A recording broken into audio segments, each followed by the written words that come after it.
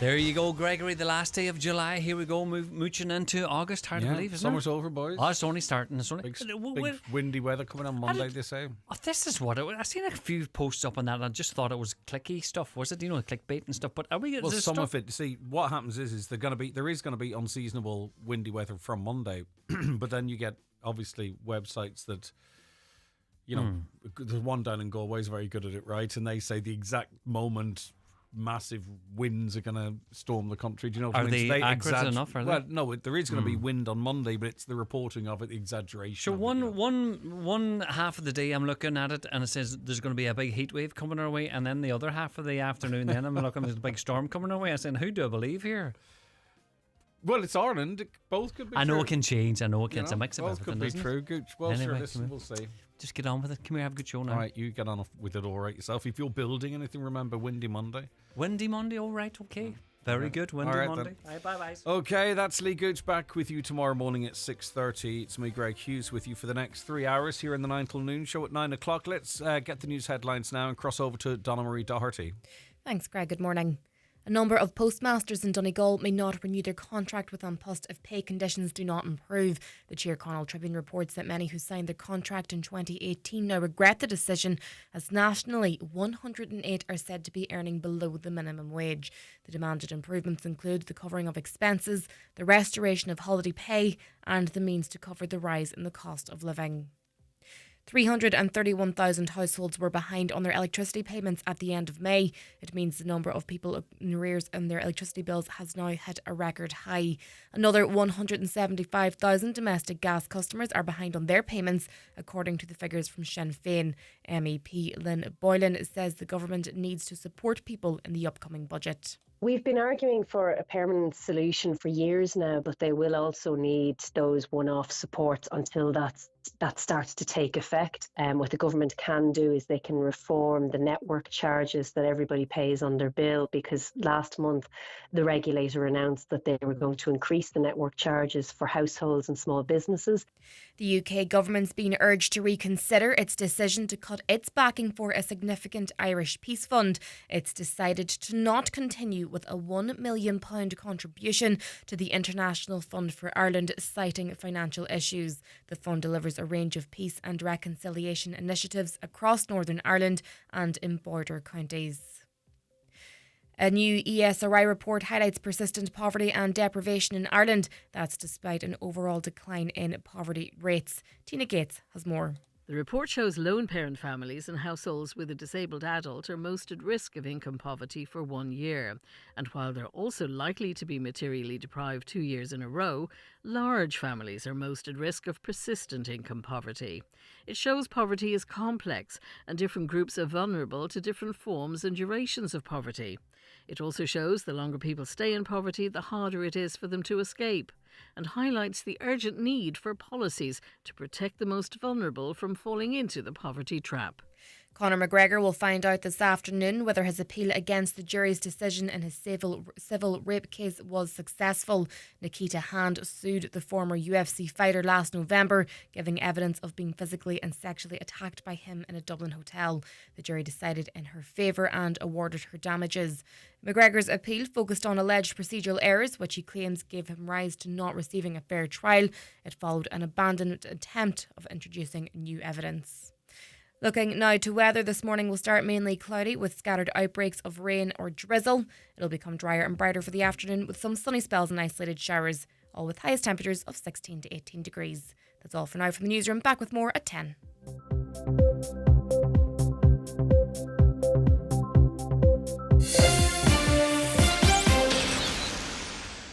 You never know when barbecue weather will arrive or leave. But with Aldi's 100% Irish Board B quality assured barbecue range, you can be ready at a moment's notice. Like seasoned Irish chicken burgers, basted pork loin chops, and marinated chicken fillet kebabs. All for only $2.99 per pack. So go on, fire up your barbecue. Good food, good mood. From Aldi. While stocks last. And now, it's time for the talk of the Northwest, the 9 to Noon Show with Greg Hughes on Highland Radio. Hello and a very good morning to you. It's just approaching 4 minutes past 9 on this Thursday, the 31st of July 2025. How are you all keeping? I really do hope you're very well indeed, and hopefully we'll keep you informed and entertained over the next 3 hours on the show. We want your views and comments and topics, of course, throughout, and the way you get in touch with us, WhatsApps and texts to 086 60 25000, 086 60 25000. If you want to give us a call, we're waiting on those calls too, 074 91 25000.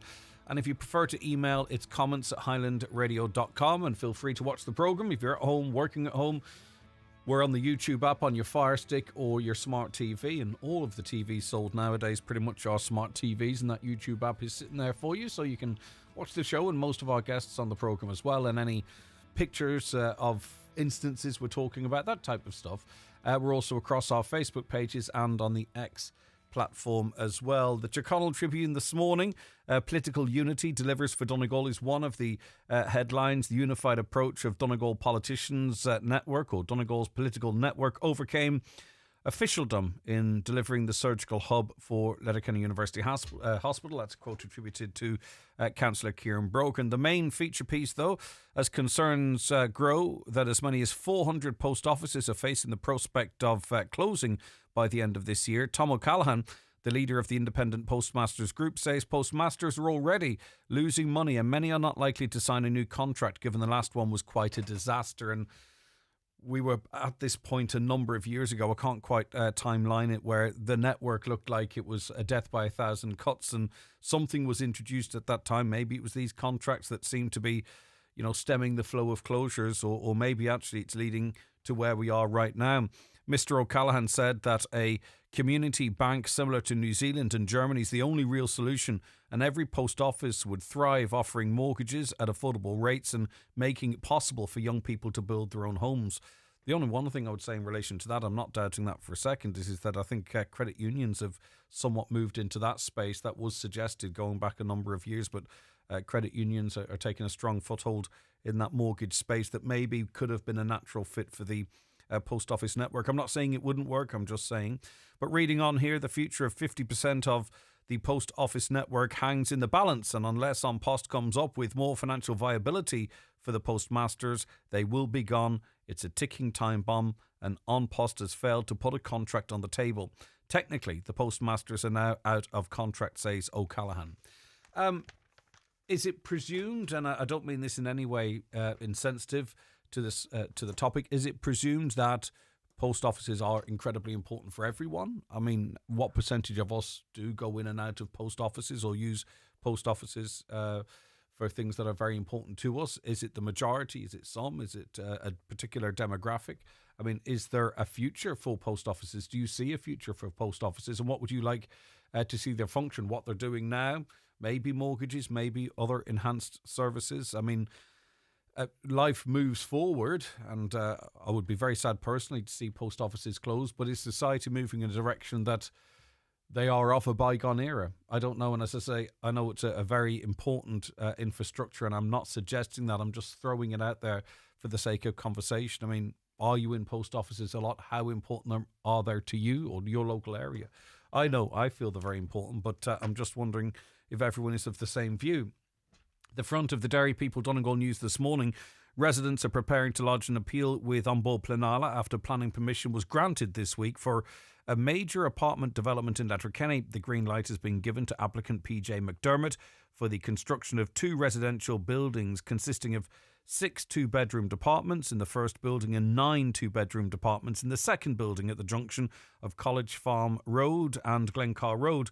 Residents of College Farm Road had lodged a number of written submissions to Donegal County Council detailing their concerns about the size and the density of the development and the dangers they said it posed with an increased traffic volume in a very residential area. These submissions, they said, have fallen on deaf ears, and we did speak to one of the representatives of that association some time ago on this programme. The council approved permission. They're going to appeal it. It is an interesting one because it's that balance, isn't it? I mean, we know we're in a housing crisis. We know where we need the houses. But obviously, people have a right to object to those developments. But then some might say that's stalling the delivery of properties, and on it goes. And that's really, this is an example of one of the problems of delivering housing in this country, and that people justifiably, as far as they would see it, and I don't know the ins and outs of the case, they don't believe it to be the appropriate site for development in terms of the impact on traffic, their homes and what have you.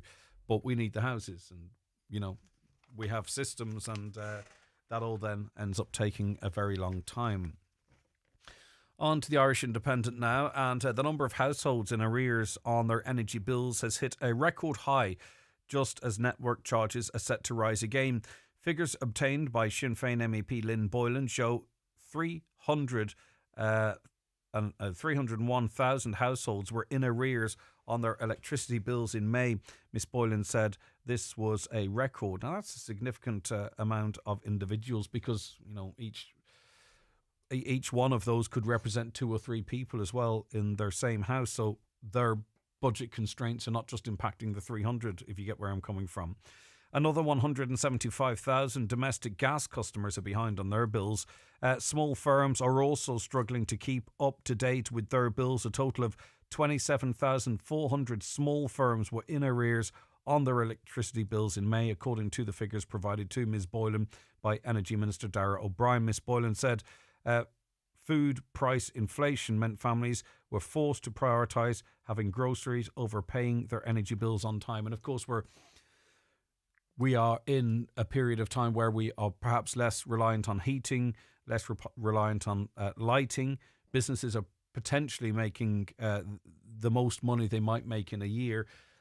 So what I'm saying is we're facing into the longer nights, more power usage, maybe businesses not making as much money as the tourists go home, and prices going up. So we could be heading towards a perfect, and then people going back to school and all the costs associated with that. So we could be heading towards the perfect storm of a nightmare for many hundreds of thousands of people in this country. And I think that's a strong indication. If you can't pay your electricity bill, there's other bills going unpaid as well.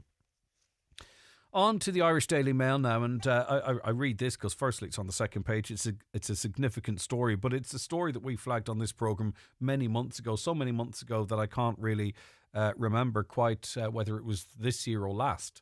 And this was a scheme that would have incentivised landlords to rent houses to Ukrainians as they were leaving, the sheltered accommodation of a hotel or what have you.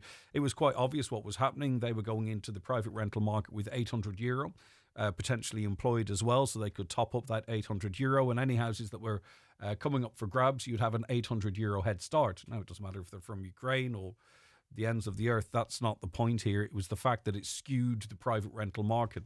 And as I say, we've talked about this for a long time. But now the Cabinet are talking about it. The scheme to help house Ukrainians is having a negative impact on the rental market, the Cabinet has been told. Ministers this week decided any property registered with the Residential Tenancies Board since 2022 will be exempt from the accommodation recognition payment that helps house Ukrainians. This is due to concerns it was impacting on the rental market. Sources indicated that councils had noted situations where landlords had evicted tenants and then offered accommodation through the ARP scheme instead. I believe the $800 they would have received would have been tax-free as well, not to mention the top-up potentially could have been a Friday exchange of an envelope. Well, Justice Minister Jim O'Callaghan and Housing Minister James Brown got approval this week for proposals to limit the eligibility of some properties for the ARP. But there's a massive uptake of that here in County Donegal, and I imagine the skewing of the rental market has happened to the point now whereby that measure by government there is not going to have any meaningful impact on the market up here. The Irish Times, the front page, their top story, budget constraints forced the Ombudsman for Children to suspend regular visits to hear concerns from asylum seekers living in direct provision centres, new documents show. Correspondents show the Ombudsman, Dr Niall Muldoon, said his office cannot continue to fulfil our statutory obligation within existing resources. Last year, he requested additional funding from the Department of Children, warning his office had to curtail some of our work due to insufficient resources. So if that was a child welfare issue, that's particularly worrisome, isn't it? On to the Farmers' Journal, which is out this morning, of course, because it is Thursday. And there's fury over peatland appeals. Farmers and the Department of Agriculture are on a collision course this week over controversial requirements on peatland appeals. The appeals relate to the categorisation of some 650,000 hectares of peat soils under the Good Agriculture and Environment Conditions 2 rules, affecting close to 35,000 farmers. The row centres on a contentious department demand that farmers confirm that land parcels under appeal have never been drained, or to confirm whether drainage works are planned. So maybe that might impact on some of you. On to the red top tabloids now, and the devastation in Gaza continues. The man-made famine that is raging in Gaza, and the world eventually seeming to be waking up. Another 7 more Palestinians have starved to death in Gaza amid fears famine is now sweeping through the battered strip. And since this paper went to publish to print, that figure has increased quite greatly. Not to mention others that have been shot trying to get food. Officials said the 7 died due to famine and malnutrition. One of them a child, raising the hunger-linked death toll to 154 since the war between Israel and Hamas begun. Among those who've starved to death, 90 are believed to have been children. Israeli troops killed 22 Palestinians in Gaza since dawn yesterday, and the death toll is continuing to shoot up, with at least 60,138 people dead, according to local officials. And also, too, there is one development. Canada has said it will recognise Palestine as a state. And what impact did that have? Well, Donald Trump has come out and said, well, if you recognise Palestine as a state, it's going to make making a tariff deal with you very, very difficult. Such is the weight that Israel wields on the United States and other major countries. Really quite remarkable. And Donald Trump has his plate full. He was on Air Force One and was asked questions about Jeffrey Epstein. He wants the story to go away, but it will not go away, it would seem. The paper, the Irish Daily Mirror, reports Jeffrey Epstein stole young women who worked in the spa at Donald Trump's Mar-a-Lago club. This is not being revealed by an insider. The president said this himself. It is in his latest version of how their friendship ended years ago. One of the women, he said, was Virginia Guff, who was Epstein's best-known sex trafficking victim. Mr. Trump said he barred Epstein from his private club in Florida 2 decades ago because he had been taking people who worked for me. These were underage girls in some cases. The women, he said, were taken out of the spa, hired by him, in other words, gone. And he also said in another interview that he'd never had the privilege of going to his island, I beg your pardon. And finally, in The Sun this morning, Ireland's hotel industry leaders have raised the alarm about a worrying drop in spending by overseas tourists. A report from the Central Statistics Office shows that overseas tourism spending in Ireland fell by 6% last month compared to June 2024. Some 654,500 foreign visitors came to Ireland last month, a fall of 2% on the same month last year. The Irish Hotels Federation's Paul Gallagher said this appears to be part of a wider decline in tourism spend so far this year, so indicated by recent CSO figures. But I mean, the cost of everything seemingly has gone up so much. It's not a bit wonder. And also there's less money about. But anyway, and finally, it's not in the newspapers because it only emerged this morning, but very sad news from the world of broadcasting. And I enjoyed listening to this broadcaster, Mr. Sean Rocks. He was the voice of the Arena show on RTE Radio 1. He's died at the age of 63. He was on air as recently as last Friday, and his sudden death has come as a shock to his loyal listeners, members of the arts community, his friends and colleagues. Now, I'm not a big fan of the arts, to be honest with you, but what I found from Sean Rocks is even when he was speaking about the most sort of intricate or complex artistic items, that he did so in such a way whereby I felt I was learning something, or I could be part of the conversation in listening and understanding, and also he had a very good sense of humour and could mix it up really, really well. So I used to enjoy listening to him when it suited me when I was in the car, if you know what I mean. So I was very saddened to learn that broadcaster and voice of the Arena show, Sean Rocks, has passed away at the age of 63. Our condolences to his family and all of his colleagues in RTE and elsewhere. Daily newspapers are courtesy of Cosgrove, Centra and Diner, Mountaintop, Letterkenny. It's the 9 till noon show with Barry Brown Cars. Driving value with Suzuki's incredible 10-year warranty and 0% finance. Visit Barry Brown Cars in Milford or Donegal Town today. Your journey to 10 years of worry-free motoring starts here. Celebrate summer this week at Centra with their amazing summer sizzler offers. Like Nutella ice cream tub, only €4. Pringles 165 gram, now only €1.75. And Goodfellas takeaway pizza selected range, €3 each. Centra. Live every day. Join me, Marty Friel, every Friday night from 8 for Rockin' Hits on Highland Radio in association with Arena 7. Enjoy Laser Quest, soft play, darts or a game of pool before dining in their fast food diner or family restaurant. See arena7.ie. The Rathmullen Festival gets underway this Friday night with a parade of floats at 8 p.m, followed by Keeper Lit. Saturday, there's sports and fun for all ages. Later, catch the two Bucks, My Generation, The Brilliant Bjorn Identity, and George Murphy and the Rising Suns. This ad is sponsored by Wursky's Eurospar and Ice Cream Parlour, Ramelton.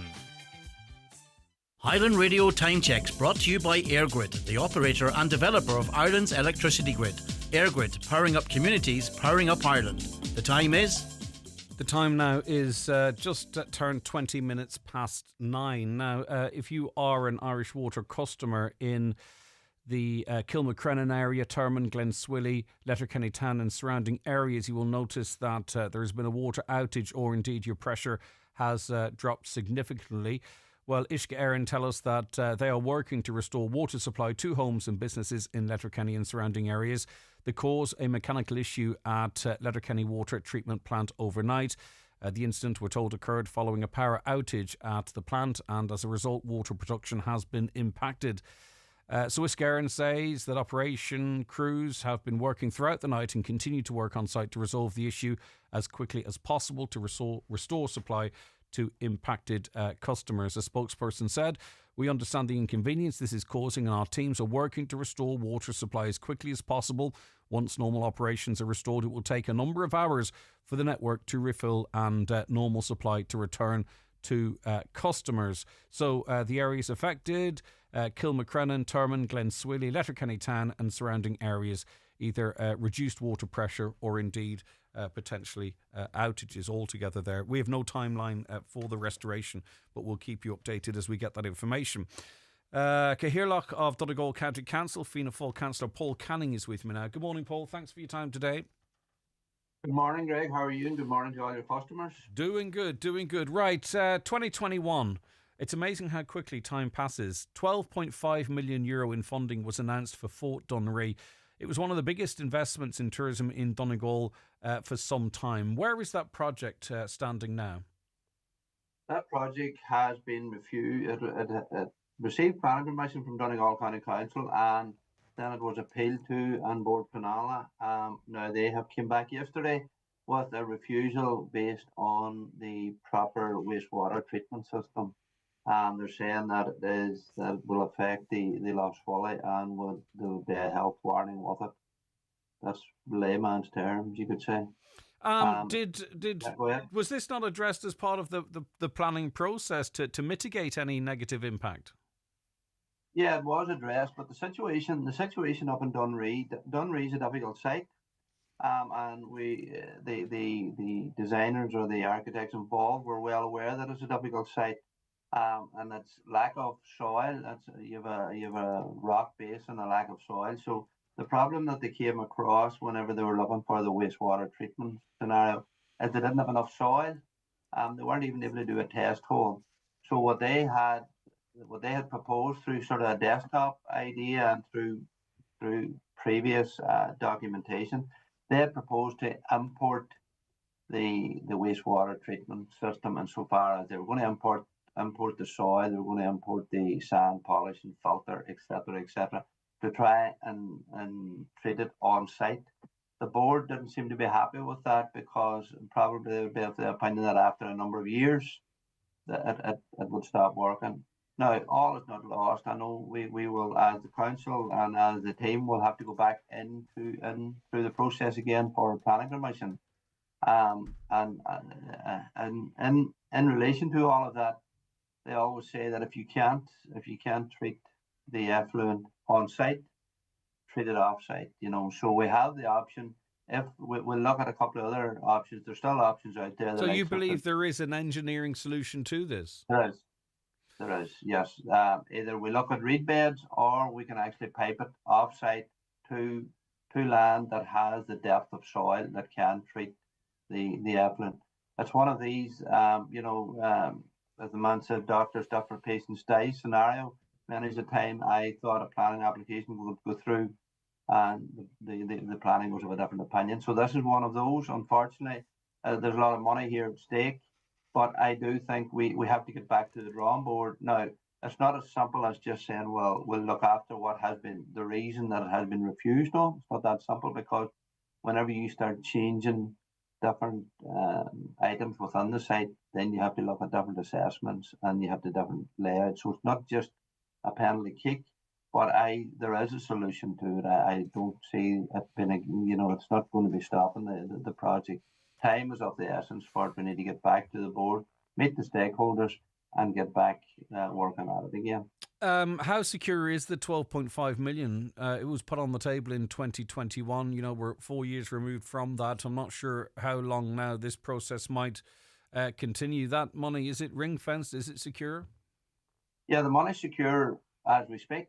But and I know goalpost changes every day of the week, but they are confident. But we need to, as a council and, as I said, as the stakeholder of the Port Dunree, we need to get back to the drawing board as soon as possible and get the solutions on the table. But at least we know where we stand in relation to the board and what they are looking for at this point in time. Councillor Fionnán Bradley, your party colleague, obviously shares your disappointment. Do you share, Fionnán, any of Councillor Canning's optimism that this is not the end of the project, more of a delay, or do you have greater concerns about its future altogether? No, well, at the outset, Greg, I might say good morning to yourself and good morning to your listeners. And no, indeed, I would have to say I do share Councillor Canning's optimism. Now, this is unbelievably disappointing, don't get me wrong, and I spent all of yesterday evening on the phone speaking to different members of the board and indeed local people down in the Dunree area, and everybody is just completely and totally devastated by this decision. It is a complete fly in the ointment. It's going to delay this project for, I would worry, best case scenario for 18 months. But I have no doubt that everybody will now redouble their efforts. I was speaking to staff both in Port Ireland and the council yesterday, and everybody is certainly putting the thinking caps on and are going to knuckle down and try to see what is a way around this and how can we find solutions, because this project is just so vital for the whole Anishmone area, not just Dunree and not just Falcarra, that we just can't let it slip by, and we simply cannot allow this funding to be lost, and that's just the bottom line. Given its proximity to Lough Swilly, Paul, should we not have perhaps seen this coming, that the treatment of effluent was going to be a big deal? Are you content, especially leaning on your architectural background, that maybe we could have foreseen this to some extent? Yeah, but in fairness to the company that done it, I would be of the opinion they crossed their T's and they dotted their I's, but it's just the opinion of the board. And there is other options, but just at this point in time, the option that they took didn't suit the board insofar as, like, I've seen where that has worked and worked well, where you import the soil and you import the polishing filters, etc. At this time, the board is not happy with it, and there is a lot of protection now of the River Swilly or the Lough Swilly, so they're just doubling their efforts in relation to that, which is understandable, and I don't have an issue with it. We move to another location with the effluent, or we do a reed bed idea. I think that's our way out. And did they give us any guidance as to which they might look more favourably on, or which one of those they might look favourably on? the board, a little bit like the planner, the board they're there as the adjudicators. They're not the designers, and they'll tell you that. And I suppose too, down the line, if they were to give some guidance, it might look as biased in a process that has to look completely and utterly unbiased. Fionnán, I suppose the key here now, though, is to, take the disappointment, but crack on again. Go again. Oh, Greg, without a shadow of a doubt. When this was going to be completed, there were going to be 12 permanent new jobs created down at the site, and it was estimated that up to 550 supporting jobs in construction and in various other sectors within the local economy were going to be supported from this project. And Fáilte Ireland themselves, back in 2021, when the announcement of the funding was made, had estimated that it was going to be worth 19.5 million to the economy of Inishowen from direct tourism in that first year alone. So that's how important it is, how significant it is, and how serious it is. And from my point of view, there is no option other than knuckling down now, driving on, finding a solution that's going to be acceptable to uncommissioned Flanella. And if I might just pick up on a point that yourself and Paul had mentioned, I do feel really now that uncommissioned Flanella could have done a lot more to be proactive here and to be helpful, and it's a perfect example of where sometimes they can be a bit of a destructive force in the sense that now a wrecking ball has been driven through the plans that were there and through all the hard work that had been done. So we really do need to see a change of tack from them. A site visit from them down the line, previously maybe to sort of say, right, we've got three options here. We've got the option that we're proposing. We've got maybe piping it off site. Maybe the reed bed idea. What would the board look more favourably on? I don't think that would be unbiased. I'm sure council planners will give some guidance to someone before they lodge an appeal, because it makes the process work a little bit better. It doesn't mean it's compromised in any way, Fionnán. Absolutely, and in the same way that the council has a pre-planning process for those, who are intending to submit a planning application, why can't uncommissioned Flanella have some similar system to avoid delays like this that are very frustrating? And by the way, this is costing the Irish taxpayer money now. This delay means that we do have to go back to the drawing board, that we do have to engage the relevant competent professionals, that they obviously have to be paid for the work that they will undertake. But time is money. And the 12.5 million that was granted back in 2021, from very early on it was accepted that the project was more than likely going to cost a good bit more than that. Yeah. And how far will that money go now? Well, and with the inflation crisis and all the rest of it, every day that we lose as euro, it's costing us more money. So yeah, I think we definitely do need to look at the planning system and try to avoid projects like this that are going to inject life into a local area and into a local economy. We really do need to find a way to allow them to happen much quicker and much smoother. On that point, Paul, it's very important that we get our developments right. It's very important that if we create something, it doesn't cause damage to nature or locks or what have you. I think everyone might agree on that. But do you believe that, on-board Planala should actually be, or on commission Planala, as it's called now, do you believe that it should be reformed so that it has a more positive role in development, getting things over the line when they're appropriate, but obviously being there to ensure things don't progress if they're going to be negative? Yeah, well, they have reformed themselves insofar as getting decisions out quicker and a couple of smaller items. The problem you have, the amount of applications that is now, the world, this country in particular, this county in particular, seems to object to everything, So the amount of applications that have become in front of the board, they just couldn't actually start advising people as to how to do their applications. There'll be nothing done, So it's down to the agents and it's down to Donegal County Council to try and get it right. Sometimes the board looks at it differently, and unfortunately, because of the objections, is that easy done now? You can throw €20 in over the counter and say, I object to this with no, and I don't mind. Listen, I don't maybe mind that's where, is that where the reform's required then?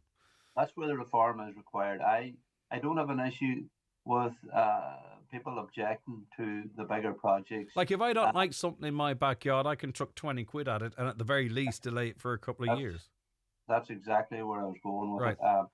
There's 90% in relation to housing, especially. There are 90% of people that object to housing. It's not in my backyard scenario, and I think it's totally wrong. The bigger projects, there is people that has concerns about certain projects coming to their area, etc., and that's okay to argue that out and tease it out. But regarding for houses and that, I think we need to seriously look at how the whole system works, because we have to, you're objecting to your neighbour's sons or daughters getting a house at the end of the day, and that's where it's wrong. Going back to the Dunree project, listen, we'll get it back on track. We've lost time, and as Fiona had says, we've lost money, obviously, and it's going to be the taxpayer that's going to pay at the end of the day. And it's just one of those scenarios. We just have to pick up the pieces and move on. But in this case, it wasn't objectors. It was just the commission wasn't satisfied with wasn't satisfied per se with the proposals set. Fiona, go ahead there. Sorry. No, I was just going to say on that very point, Greg, about the objections, because quite a number of people had contacted me in relation to that yesterday, and I want to make it perfectly clear that the local people down in that area were very much for this project. The board of Fort Dunree were obviously for it, the council were for it, and Falcarra Ireland were for it. To the best of my knowledge, I believe that there were no more than one or two objections originally. So you're talking that 20 or 40 euro at most is holding 12.5 million to the local economy at ransom, and that's exactly why we do need reform of uncommissioned planala. So in other areas of appeal or complaint, there is a sort of a firewall there that will weed out at an early stage, mischievous objections, for an example, before they go to a full. I'm not sure if on Commission Planala has something along those lines. It would seem not. But just on that point, Fiona, we just heard a recent announcement of multiples of millions, hundreds and hundreds and hundreds of millions of euro in terms of development and all that type of stuff. I mean, obviously, we need to be then spending millions and millions and millions of euro supporting Commission Planala in the work it does, because it's going to be the sticking point. Oh, listen, absolutely, and I have no problem with that, and I fully understand what Councillor Canning had mentioned earlier about them having reformed themselves and been able to get decisions out quicker and all the rest of it. But firing a big ball of money at uncommissioned planala, I don't think is going to solve this problem on its own. We really do need real, genuine, full and thorough reform of the entire planning process, so that never again, Greg, am I talking to you on Highland Radio when 20 euro, as I said, has held 12.5 million euro at ransom. That is just mind-boggling and just wrong. That there's something terribly, terribly wrong with the system. Okay. Whenever you have a scenario like that. So yes, definitely, and Commission Planala do need resources. They do need staff. They do need finance. I understand that. They are improving and they could do a lot better. But we definitely have got to see reform of the system, and I would love to see this project now been used as a test case to drive that reform, because to my mind it's a very good example of the system being horribly wrong. All right, Councillor Finan Bradley, thank you very much for that. But on that point, finally to you, Paul, just to get your view on it, it's fantastic, the ambitious plans, if they were to be delivered, but the sticking point could potentially be on Commission Planala, and we need to make sure that's not the case. Maybe chucking money at it's not the solution, but it is going to be the choke point, it would seem. Yeah, it is, and it's always going to be that. But we're in a situation now where we know what we have to do, and we just do it. Like it's a case that where the proper treatment can't. They're of the opinion that the proper treatment can't be carried out the way that they're proposing.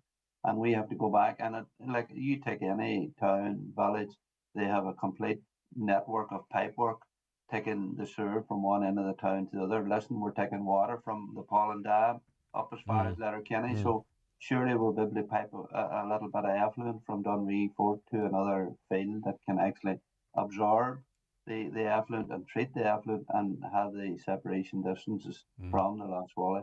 That will please everybody. But some listeners will say, well, why wasn't that part of the original plans? But anyway, we could go round in circles on that one. They decided on a system, and that's where the project fell for now. Councillor Paul Canning, thanks very much indeed. Cahirlock, in fact, of Donegal County Council. Your reaction to that? This is devastating news for all of Inishowen. Unfortunately, one person sought fit to make an objection which sent this to a on-board Planala after it was granted by the council. Hopefully, this person will talk to the Dunree committee rather than lodging an objection again. Another, we have to protect the environment, which is true, fair and accurate, I believe. But reading on, you can't mitigate for nature. Plus, why spend money on a military installation? There's plenty more projects that need the money without glorifying war and armies. Difference of opinions as always. You're tuned to the 9 till noon show with Barry Brown Cars, where your new 252 Suzuki comes with 0% finance and a 10-year warranty. Visit Barry Brown Cars in Milford or Donegal Town for 10 years of peace of mind motoring. Come along to the Glencolumkill Agricultural Show this Sunday 3rd, featuring cattle, sheep, horses, poultry and all marquee classes. A great family day with children's fun and live music. Enter their draw for a brand new Honda Quad or cash equivalent of €11,000. That's this Sunday at Glencolumkill Agricultural Show. Don't miss out on our clearance of all garden furniture and other outdoor articles at Yisk. Save up to 60%. Everything must go. Yisk. Scandinavian sleeping and living. Kicking off the 56th Clonmany Festival on Sunday 3rd of August. There's David James at 3pm, Jason McCahill at 4:30, the Typhoon Generals from 7 and Robert Mazzell at 9. Then on Monday 4th, catch Cleona Hagan at 7 and Nathan Carter at 9. Don't miss these and many more open-air concerts at this year's Clonmany Festival, Sunday 3rd until Sunday 10th of August. Full programme at clonmanyfestival.com. Sponsored by Joyce's Centra, Clonmany. All right, talking now about more infrastructure that's falling foul of the system. I think you could argue that. Anyway, Councillor Micheál Colin McGallan-Aspig, Independent, joins me on the show now. Micheál Colin, thanks for your time. Some very important development in Falcarra is under question now. Give us the background to this story.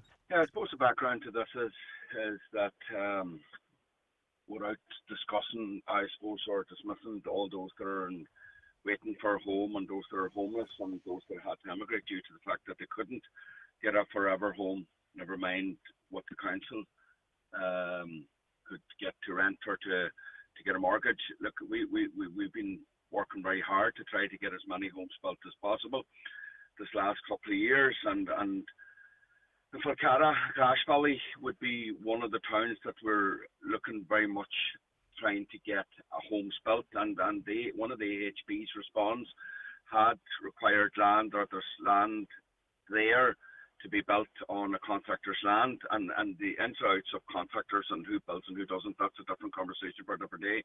But right now, that contractor, which I've been engaging quite a lot with, and just to be very clear, I have discussed this with my ethical officer and declared publicly as well. So what happened is that the contractor in question had submitted planning.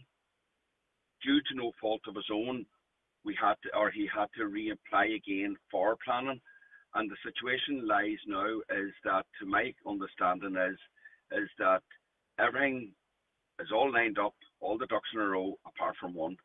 And that one is that apparently Erin is not allowing the contractor to tap into the wastewater infrastructure that is already there, and that means that them houses can't go forward. And it's 30 homes, independent living homes. What are they designed for? I know you touched on that, but just a little bit more information.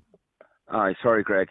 So basically, there's 29 homes, again, which are badly needed in the area, and one independent living, which means that there'd be a 4-bedroom independent living with wraparound services. Understood. In conjunction with the HSE. This is something that I've been pursuing for a very long time, and we're starting to make some shapes in relation to it now, and others. So it's really important that even if it's one home, that we aren't faced with any obstacles. And I've been in contact on a not a daily basis, but every couple of days, what does Erin, trying to figure out what is going on. Now, it's very clear, and we've said this from very day one, and you know this yourself, Greg, is that we felt very much that the Erin weren't going to do what needs to be done, or else the government isn't giving us Erin the finances to do what has to be done. It's not just in Falcarra or the Crash Valley, but the likes of Gartaharkia, Anagra, other areas that we need massive investment into our wastewater. Now, we hear the country's awash with the money right across the state, and I believe there is quite a lot of money, and I think just the very fact of it and the bold bluntness of it all is that the government has made decisions, and I don't like to compare rural to urban areas, but in the rural area that I represent is that they decided that they won't invest into a wastewater treatment for Gweedore or for Anagra or the other areas that we badly need wastewater treatment plants, so we can build homes, so we can protect the environment, and that we can start to build stable communities. Because as we see it right now is that we have 1 or 2 generations that have left of no fault of their own because they cannot afford to live in the very community they're from or they want to live in, and that's why they have went to other foreign lands to seek a better life. What's the solution to this, though? I mean, do you concede that Nacrash Valley potentially doesn't have the capacity to have 30 extra connections? We did hear recently that as part of the National Development Plan, the government is investing significantly in water infrastructure, obviously through Uisce Éireann. Are you trying to make sure that some of that money is ring-fenced for a project like this? Are you saying that these connections should be allowed? What do you believe, as a local rep who has more information on this than I might, what do you believe the solution might be? Well, the solution is right now that we're allowed to tap into, that the contractor is allowed to tap into the wastewater that exists there at the moment, so that we can build these homes. And because of excessive governments over many, many generations who actually failed to actually care enough to invest into the infrastructure that we badly, badly need, this is the mess that we're left with now. And the reality of it is that there is no interest to invest into the rural areas of small populations, and one could nearly be blamed to be a conspiracy theorist on this one, but it's hard not to think about it that we're being forced out of rural areas more into the bigger urban areas, and that's not how we want to live in rural Ireland. We need to have our small towns and our wee villages, but we need the infrastructure, and we're entitled to the infrastructure because that's where we live. We all pay our taxes. And it's just unfortunately that we consistently vote against our own interest. But it's not just even you could almost say, is it county-wide? Because, I mean, in reality, could any new water connections be allowed in Milford, for an example? It's been under a hosepipe ban for God knows how long now. There's serious pressure on water supplies in other areas of the county outside rural areas. I mean, be it access to waste treatment plants or the sewer network, or actually access to fresh running water, it would seem in much of the county, is there any capacity for development at all? There is, of course, and as my old Uncle Liam used to say, money can fix this if money is made available to fix it. And I know that it's just, I'm talking specifically about the Crash Valley, but it's, yes, it is Ballinagallagla, where Declan Meehan is there. We talk a lot about this here, and in terms of Letchacanon, where Patty McGowan would discuss it in Thomashawn, and there's a huge lack of proper investment and a huge lack of foresight over many, many years by those that are being elected. And if you look at even Gweedore in the west of the county and Cree the Gaeltacht, where we've been promised since back in the 70s that we would have a sewer treatment facilities there, and that hasn't been delivered. Alchacharan down at the port was there this morning, extremely busy, and yet again, no proper investment into what has to be into a community that we're trying to develop. We need more homes into that community. There is a projection that our population growth is going to grow over the next 20 years, but I don't see the investment happening. Well, now, you see, that population growth county, that population growth, if the truth be told, is identified for Letterkenny. No, there's an expected population growth right across the whole county. It's not just in Letterkenny. But even our Clohanlia here, we expect there's going to be quite a population growth, and which is welcome. What will drive but at that the same though? time, Because we're hearing, what's driving that population growth? Because we're hearing schools are struggling to stay open because there aren't pupils. So where's this population growth? Well, there are schools that are struggling to stay open, and I know this is another conversation, but they're all interconnected in terms of investment and development and future planning. And there are, like Dunree, if you look at it, Nympha, if you look at Ankeju, and there are other schools there that the population has dramatically fallen. And I know that you have done great work in terms of Ankeju as well on your radio. But there are other schools who are doing quite well as well in relation to the school population. And communities like Lohanure and other areas where if we as a state invest into them communities, in terms of wastewater treatment for Lohanure and proper water infrastructure, where we get our main water supply, and yet within 100 yards, the community up in the hills can't even get running water. They're dependent on it to come off the bogs. But if we invest properly, like if you put in, like we have in Annigar, we have 7 new houses there. That means a huge amount in terms of securing your local community, and it's an absolute disgrace, and it's really important that Erin actually engages with us. And I know there's the ESB stuff too that we need to discuss and need to we can build that more investment into. That can be built. The water seems to be, and the wastewater seems to be more of the an main issue. one here at the all moment. Right, listen, and we were saying this all along, Greg, right through for when we had Can't Pay, Won't Pay. We foreseed all these things in the protests and our public meetings and our conversations in the media, and this is where we're at now, and what has to happen, and yes, I do believe the government parties are to blame here, but I also know that there are government members within the chamber, a few of them who are really passionate about this and who are calling for this as well, and we need to work together to find a way forward that we don't have the likes of Falcarra and 30 or 29, 30 homes being stalled. It's incredibly disappointing that 30 houses aren't going to be available because we can't deal with I have people sleeping in cars, people sleeping on couches, people in homeless hostels outside of their own communities, not getting the support services that they badly need locally. There is an absolute shit show out there, and it's terrible because these are human beings that we're dealing with. These are people that we know. These are people who are our family, our friends, and I could get upset now because there are families out there now who are absolutely struggling. Listening to the radio this morning, the amount of people who are out there now because they can't afford their heating and their electric because they're prioritising, and rightly so, putting food on the table. An absolute mess, and we need to call this out for what it is. All right. These are political decisions made by those that people are electing, and we're voting against our own interests. No, I know it's very important points, and I just have a couple of ad breaks to take and another guest before 10. Thanks, thank Greg, you very for much that. I really indeed. appreciate that for you and Caroline. Thank you. Bye-bye. That is Councillor Micheál Collum. We'll take a quick break, and we'll have another guest for you before 10. Sick of surprise car bills? You're tuned to the 9 till noon show with Barry Brown Cars, Milford and Donegal Town, your main Suzuki dealer in Donegal. Grab your 252 Suzuki now with 0% finance and a rock-solid 10-year warranty. Claire usually hates being the vegetarian at the barbecue, but not today. Because she's been to Aldi and picked up some delicious West Cork Irish buffalo mozzarella, which she thinks looks quite pretty beside the plum tomatoes and fresh basil.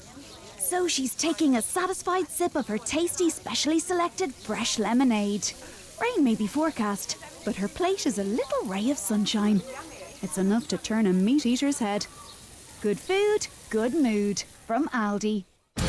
Oakfest 2025 returns to Oakfield Park this September 6th and 7th. 2 days, 2 stages, 1 unforgettable weekend. Enjoy live music, incredible food and drink, and glamping under the stars, all in one of Ireland's most spectacular settings. Saturday, live and original, featuring Wet Wet Wet, Boney M, Racy, and the Whistling Donkeys. Sunday, Legends Reimagined, with tribute performances to the Eagles, Blondie, Springsteen, and more. Tickets are going fast. Get yours now at oakfieldpark.com.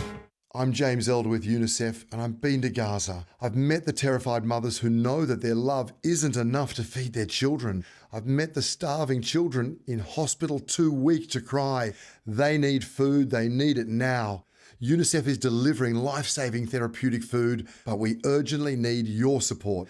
I've seen donations from Ireland bring hope where there was none. Please visit unicef.ie and help save a child's life today. Thank you.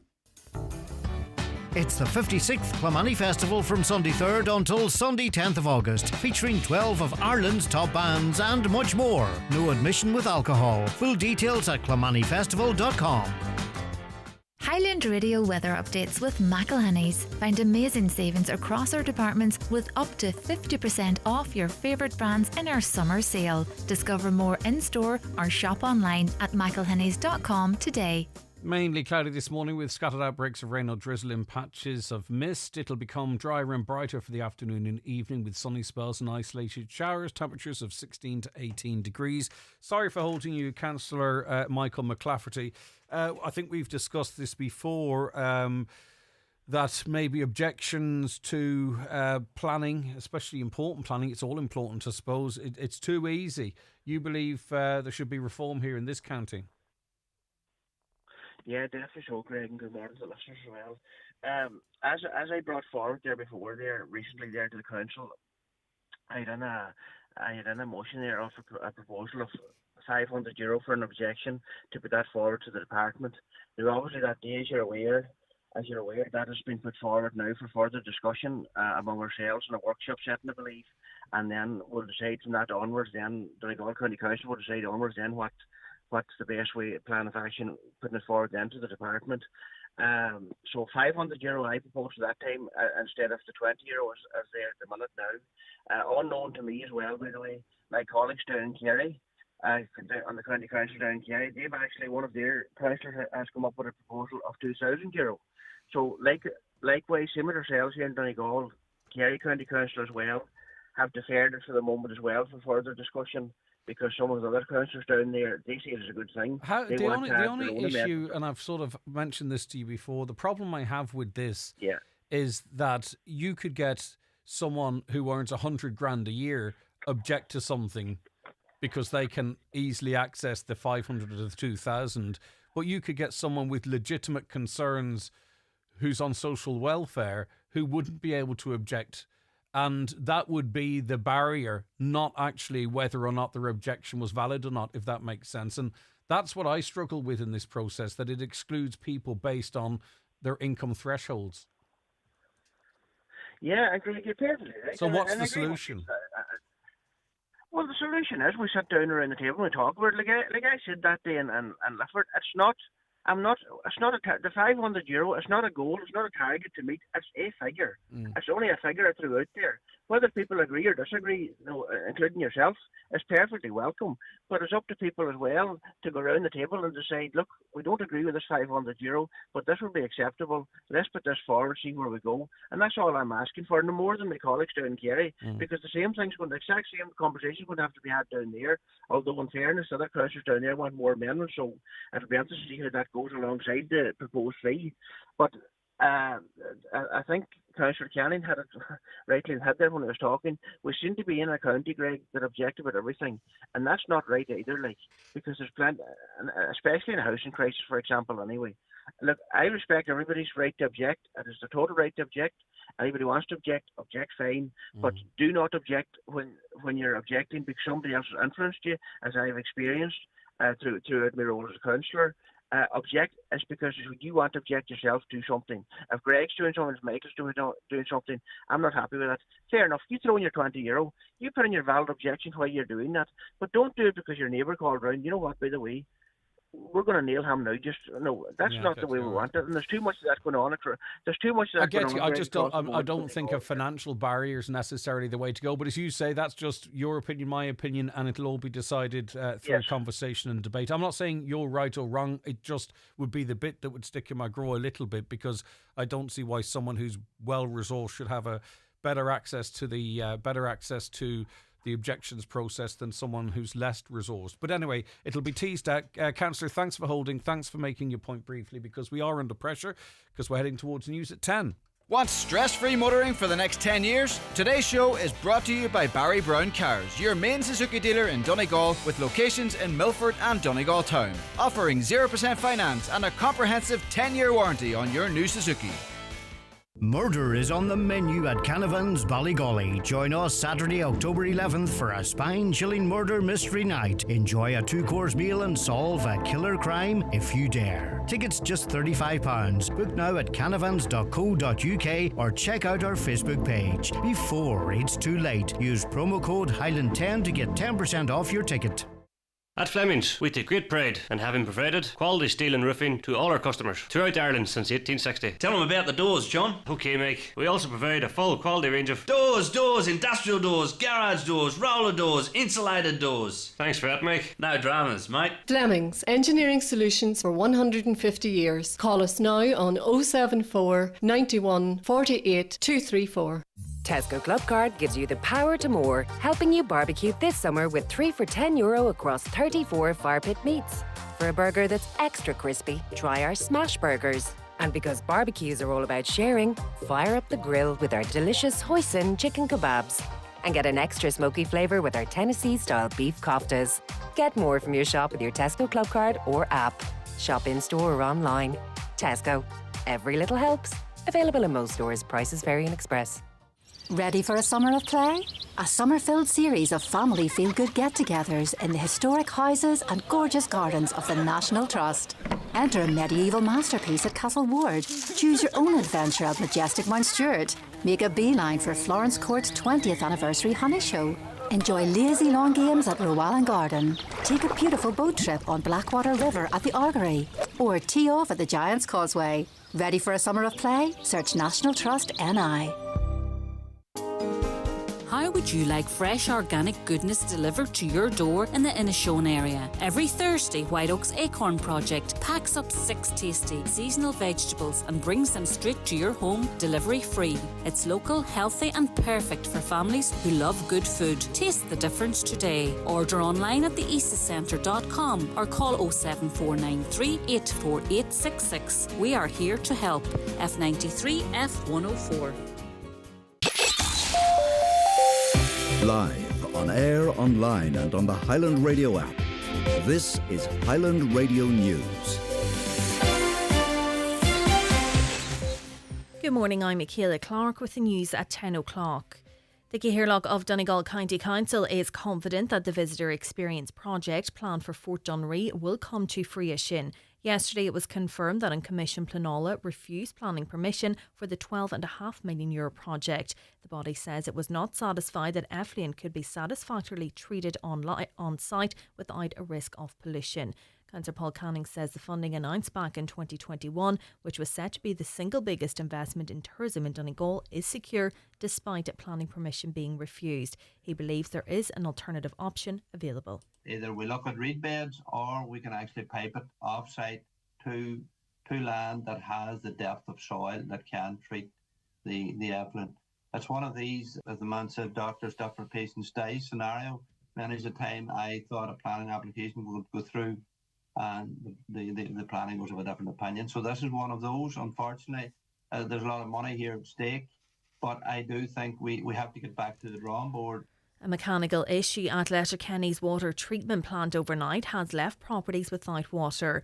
A power outage at the plant has impacted water production for homes and businesses in Letterkenny, Kilmacrennan, Termon, Glenswilly and surrounding areas. Uisce Éireann says its operations crews have been working throughout the night and continue to work on site to resolve the issue as quickly as possible. Meanwhile, a burst water main is causing supply disruptions in Inishowen. Works are ongoing there to restore water to Loddon, Buncrana and surrounding areas. They're expected to be complete by 2 o'clock this afternoon. A man has been charged in connection with the assault of a Garda in Dublin City this week. A member of the force was injured in a stabbing incident on Capel Street on Tuesday evening. The man in his 20s is due before the Criminal Courts of Justice this morning. Alcohol Action Ireland says plans to increase funding in alcohol treatment services are just a drop in the ocean. The Department of Health has announced €1.8 million will be set aside to create 22 new posts for community alcohol services nationwide. It comes as almost 9,000 problem alcohol cases were treated by the HSC last year. AAI's Sheila Gahini says the government need to show a real commitment to sorting these issues instead of piecemeal plans. It's certainly welcome, but I have to say it's a drop in the ocean.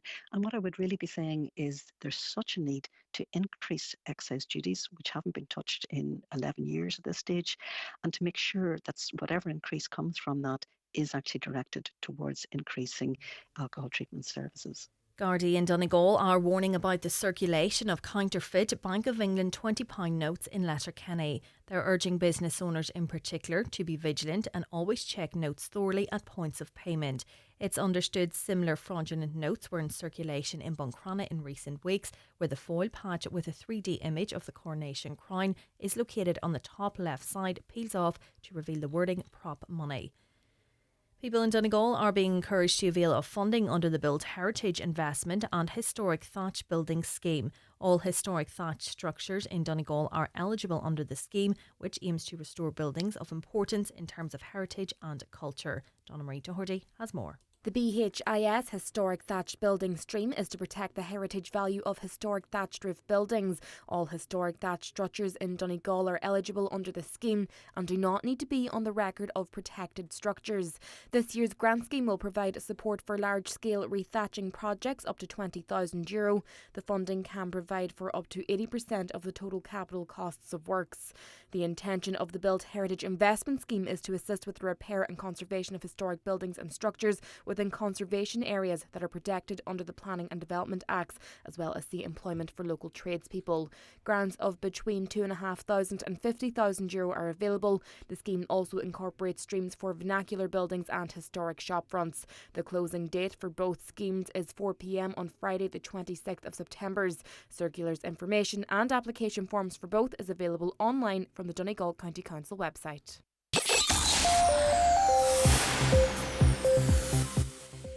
Weather now, scattered outbreaks of rain or drizzle and patches of mist this morning. It will become drier and brighter this afternoon and evening with highest temperatures of 16 to 18 degrees. That's all from Highland Radio News for now. We'll be back with an update again at 11 o'clock. Until then, you can keep up to date with the latest local news on our website highlandradio.com. Good morning. The obituary notices this Thursday morning, July 31st. The death has taken place of John Dominic McGill of Dunree, Falcarra. His remains will repose at his home today and tomorrow from 1 p.m. until 9 p.m. Rosary nightly at 9 o'clock. House private after the rosary and on the morning of the funeral. The funeral mass will take place on Saturday morning at 11 a.m. in St Finian's Church, Falcarra. Interment afterwards in Maharagallen Cemetery. The funeral mass can be viewed on the church webcam via MCN. Family flowers only please. Donations in lieu to the Donegal Hospice, care of any family member or Kieran Rorty Funeral Director. The death has occurred of Jimmy McGinley, Glasgow and Glasgow. His remains will repose at Rorty's funeral home, Derrybeg, today from 3 p.m. until 8 p.m. with rosary at 8 o'clock. Private removal following the rosary to his home in Glasgow, which is private to family only please. Funeral Mass will be held in St Columkille's Church, Knockfalla on Saturday at 12 noon, followed by interment in the adjoining cemetery. The Funeral Mass can be viewed live on Kieran Rorty Funeral Director's Facebook page. The death has taken place of Blahin McCusker, the Mullins Carndonna. Blahin's remains are reposing at her home. Funeral from there tomorrow morning at 10:20 for 11 o'clock Requiem Mass in Sacred Heart Church, Carndonna, followed by interment in the adjoining cemetery. Funeral Mass can be viewed live on carndonnaparish.com. Family time from 9 p.m. tonight. Family flowers only please. Donations in lieu if desired to the ICU Letterkenny University Hospital, care of any family member or Eamon McLaughlin Funeral Director. The death has taken place of Danny McNutt, Ardravin Buncrana, reposing at his home. Funeral from there tomorrow morning at 10:20, going to St Mary's Church, Cockhill for 11 o'clock Requiem Mass, followed by burial in the adjoining graveyard. Family time please from 9 p.m. tonight and before the funeral tomorrow. Family flowers only please. Donations if desired to the Donegal Hospice and the Irish Cancer Society, care of McLaughlin and McLaughlin Funeral Directors. The death has occurred of Joseph Joe Davies, late of Limavady Road, Derry, formerly of Drogheda, County Louth, reposing at W.J. O'Brien and Sons Funeral Home, 110 Cluny Road, Eglinton, today and tomorrow evening from 5 o'clock until 7 o'clock. Funeral service will take place there on Saturday afternoon at 1 p.m. A private cremation will take place later. No flowers, please. Donations can be made in Joe's memory to a cancer charity of your choice. The death has occurred of Betty Nellis, née Corrigan, formerly of Hillhead Castle Finn, and 24 Tullymone Road, Clady. Funeral from 24 Tullymone Road, Clady this morning at 11:20 for Requiem Mass at 12 noon in St Columba's Church, Donnylip. Interment afterwards in the adjoining churchyard. Family time, please, in the morning of the funeral. For family information and more details regarding wakes and funerals, please go to highlandradio.com.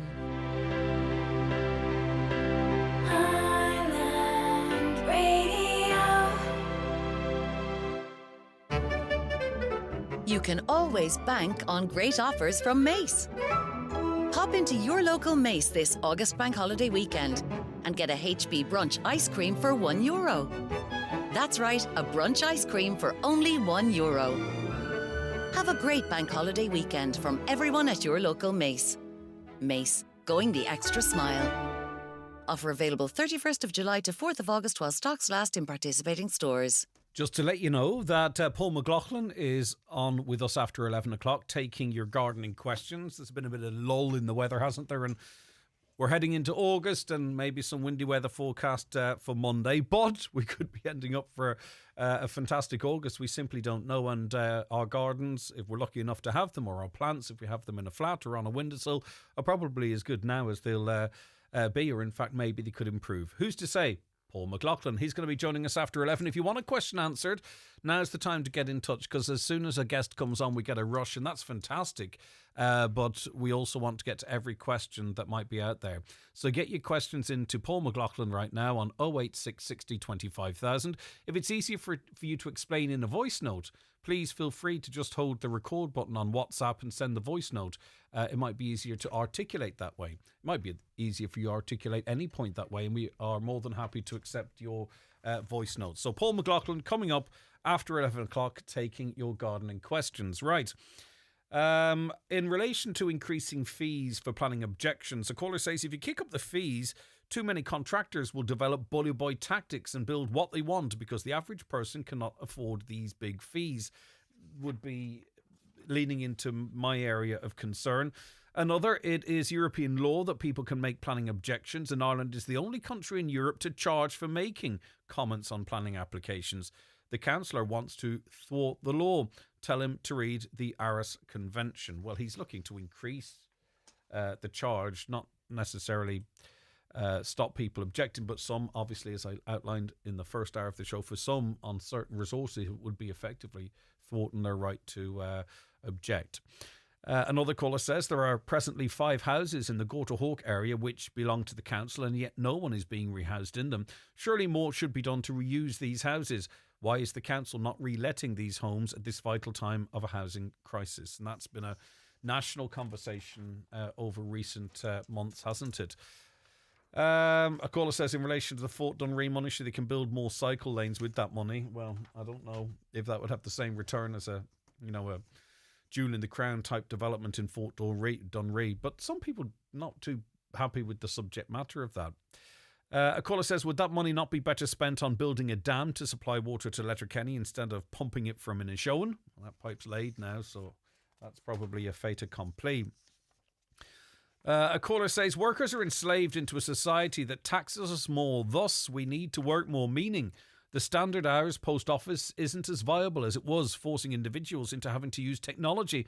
But what happens when that fails and we have black spots in technology and electric? They're coming sooner rather than later.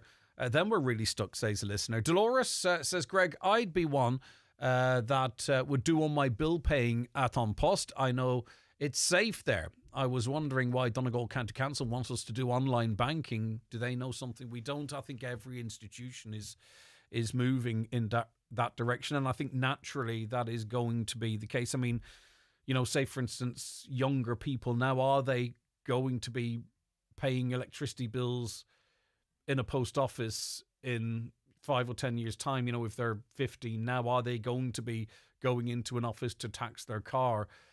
Probably doing it online, probably tapping their watch on their phone or some other security apparatus to pay online. You know, I think it's going to phase out naturally because of the behaviour of the next generation. A caller says, I went to open a post office book. Oh my God, on the form, they want to know everything about you. How much do we get paid? Sure, that's none of their business. Would you not think?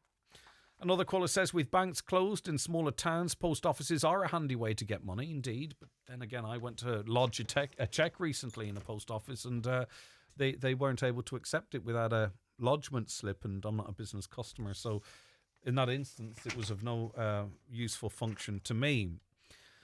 Right. I would like to complain about the toilets in Bundoran at the beach. They are a health hazard. That comes in from Pat, plain and simple.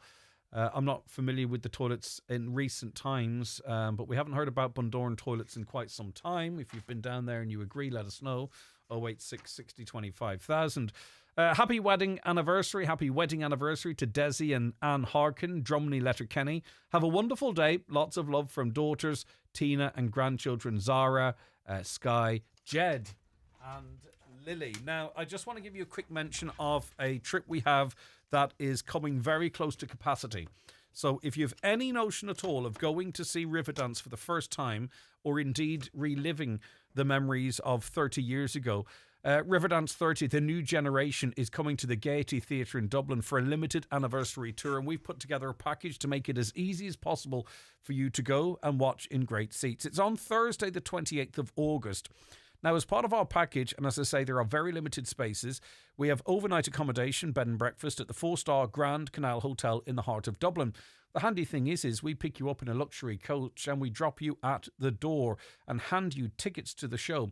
We also allow a bit of free time in Dublin if you want to pick up a little bit of shopping or have a walk around before we get you back on that luxury coach and drop you home. Now, as I say, there are very limited spaces. It's €249 per person sharing.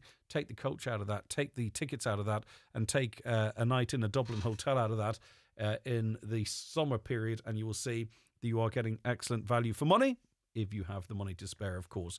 So, as I say, very limited availability. Don't miss out. You can find out more information now by giving Bronwyn a ring on 074 91 25,000 or visiting highlandradio.com. And shall I give one more quick mention today to the Country Music Weekend, because this is a nice one. If you want a bit of a treat for yourself and you love dancing, now a lot of our shows that we put on would be seated shows. And you know, you out there, you lovely country music, and you'd be mad to get up and have a jive. Well, this one is for you.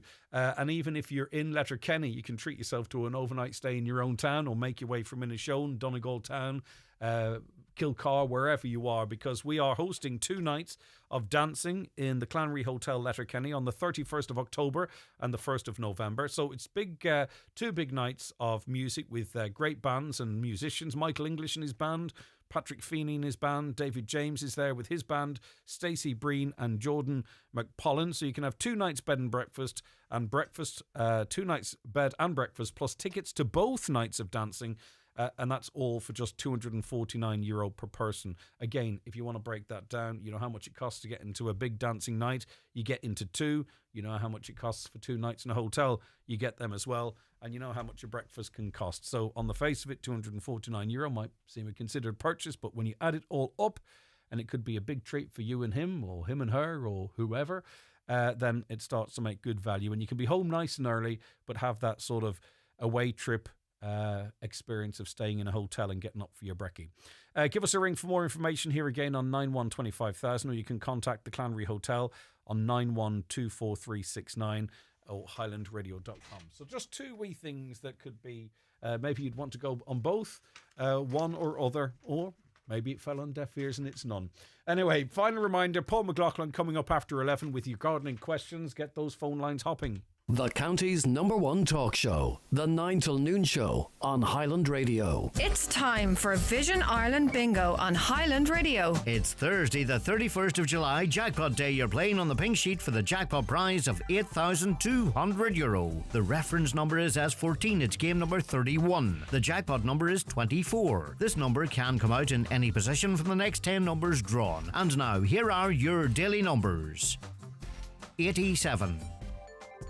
62 1 40 81 79 86 61 59 and finally 49.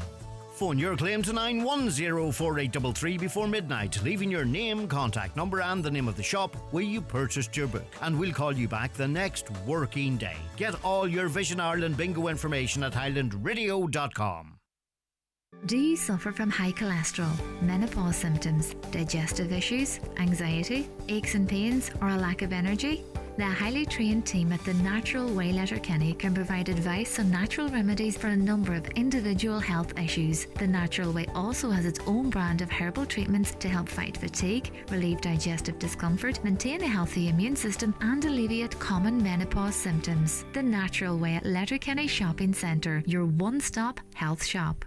Farmers and Department on collision course over peatlands classification. In this week's Irish Farmers Journal, frustrated farmers demand answers about the controversial new appeals process. We analyse why farm incomes are set to surge by 40%. Charolais and limousine numbers plummet as dairy numbers rise. Find out about the proposed planning exemptions for slurry storage and farm sheds. Pressure mounting to cut tractor tyre recycling charges. Trespasser jailed for threatening to kill farmer. Plus, in Irish Country Living, should I replace or repair my old tractor? All inside this week's Irish Farmers Journal.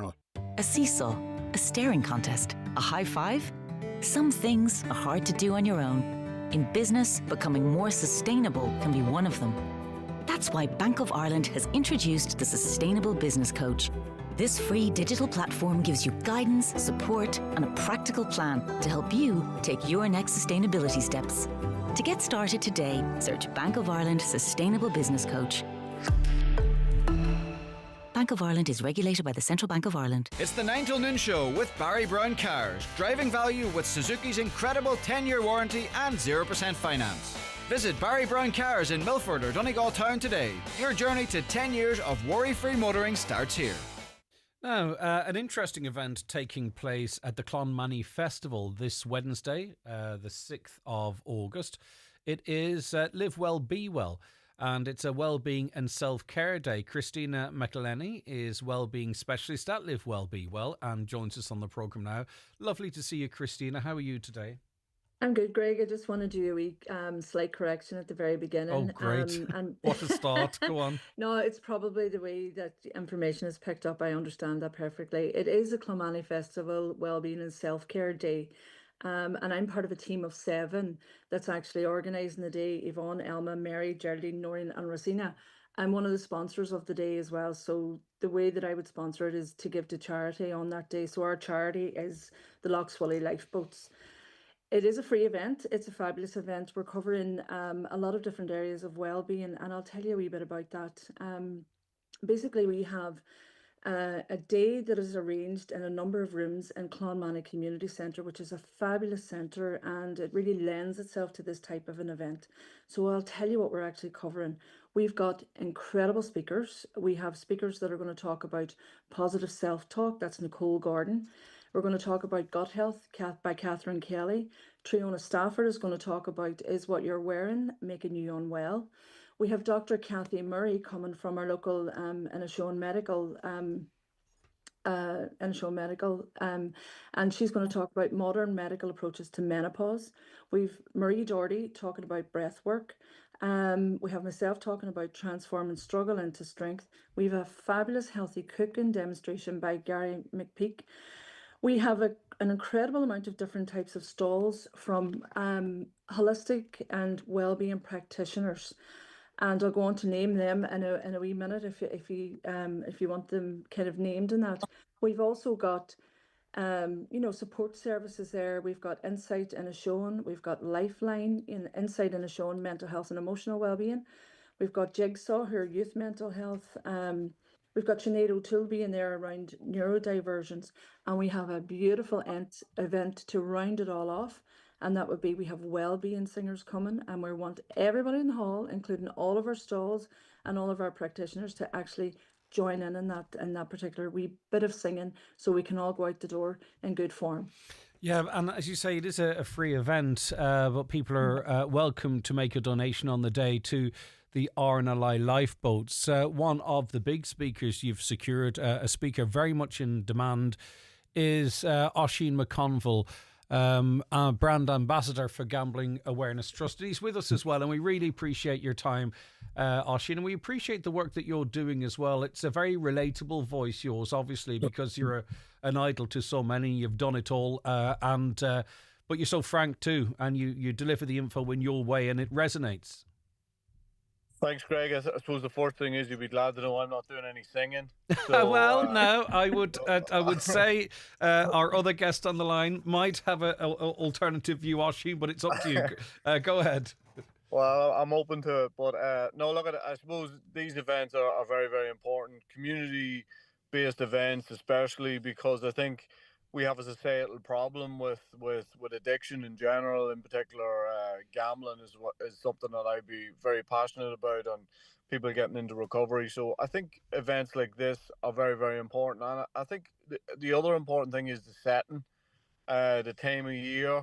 Like, I mean, it almost feels in this country that we spend the winter talking about mental health and we spend the rest of the year, completely ignoring it. So I do think that, the timing of the event, the things that accompany, myself talking or whoever it happens to be, there's so many facets to mental health, and there's so many facets to, I suppose, the things that people really need to hear about, and the things that are important, and the things that are for the one thing that that keeps approaching me is that parents are really aware of what is going on in kids' lives, and one of the things about what's going on in kids' lives is there's a multitude of things, there's a multitude of challenges.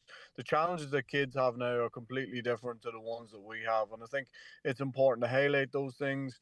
And it's important to use whatever forum we can get to really highlight these things and start a conversation about them, because I think when we're talking about them, that lifts the stigma, and that helps everybody who finds themselves in that little bit of bother. Yeah, all addictions, obviously, listen, they're not competing, but gambling, whenever we talk about gambling on this programme, and we do quite a lot, Oisín, people say thanks very much, because they feel it's not talked about enough, and it's one of those real hidden sort of addictions that affects, and it's similar to other addictions, but it affects the person who's addicted, but maybe they get paid on a Thursday and they come home and all the money is gone, and an entire family then have to deal with that and the consequences of it. And we saw yesterday from some recent stats that gambling is ever present as a presenting addiction. A lot of people presenting with cocaine, alcohol addiction. Gambling is there. I think it was in and around the 10% as a co-addiction as well. Like, we really need to not have it seasonal like you talk of, but, make sure we're pushing this message like Christine and her team are doing all year round. Yeah, and I think that's an important message as well, is it's not just that person in addiction.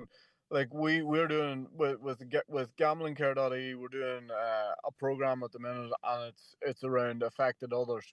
Now, I don't know if people want to be known as an affected other, but if you want to say friends, family members, loved ones, whatever way you want to put it, for every person who's in addiction, a conservative estimate is that it's affecting 10 other people.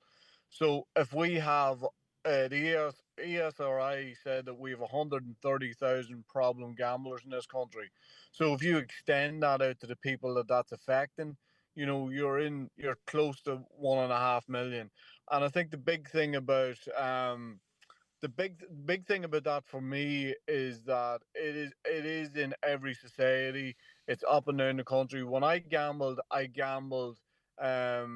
in the bookmakers. People don't do that anymore. As you quite rightly say, it's a very, very hidden addiction. It is the highest rate of suicide of all the addictions, and it's something probably that doesn't get the airtime that maybe it needs to get at this stage. Yeah, because someone can seem like the perfect partner. And they could be a very good partner, don't get me wrong. Having addiction doesn't make you bad, but it's how it presents to the public. And I think that can make the others feel incredibly isolated.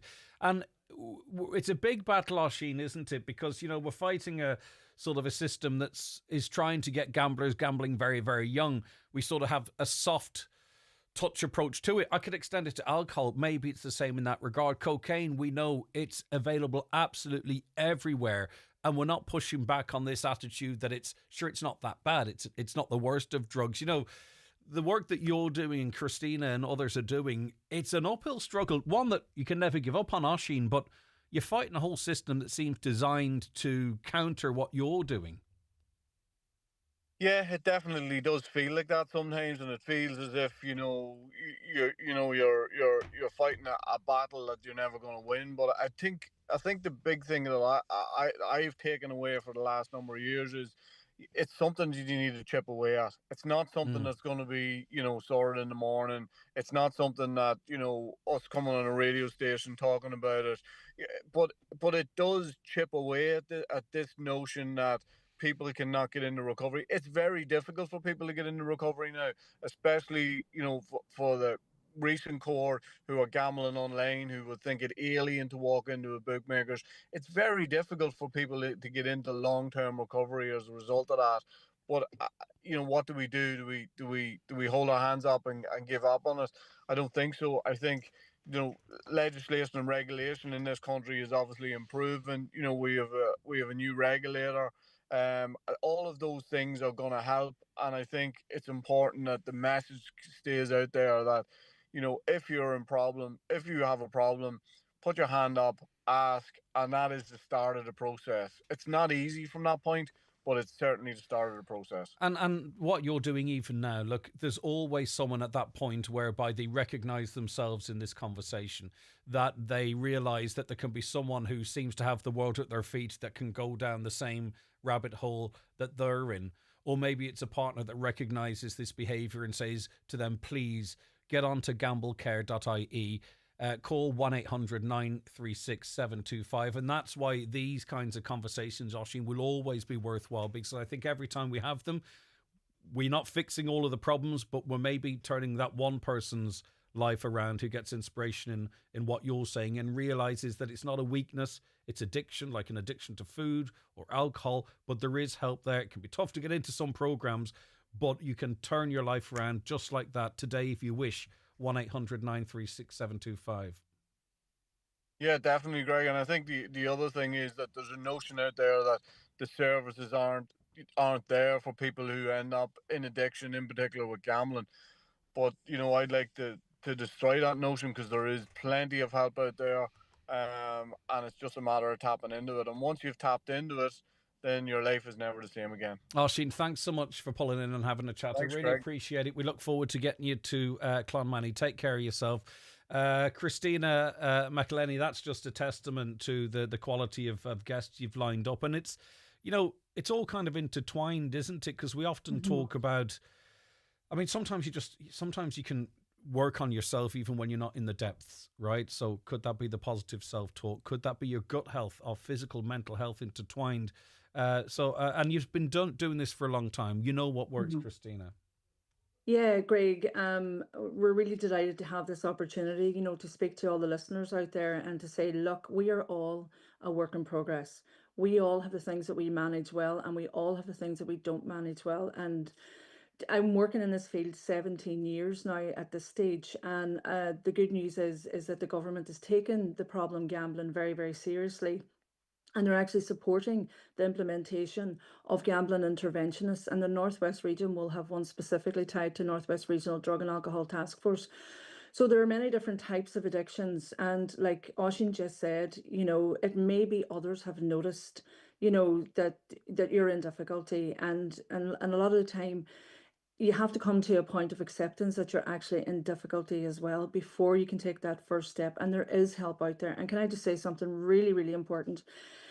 this whole day is about being non-judgmental. It's about support. It's about help. It's about being able to reach out. It's having services there and people there that might be able to help you on your journey, whatever your journey actually is. And the underpinning ethos of this day, and I love the ladies that have been involved in it. There's 7 of us all together. And we've a very strong ethos around, doing some good and paying it forward. And this is why we don't charge for the event. And none of the stalls that are coming there are charged to be there for the event. This is all around, really talking about the things that help us, that our physical health, emotional health, our social health. We're even organising tables where people can sit down and have a cup of tea and have a wee sandwich and that type of thing. Just the socialness of being there. So it's not like a rush in and a rush out.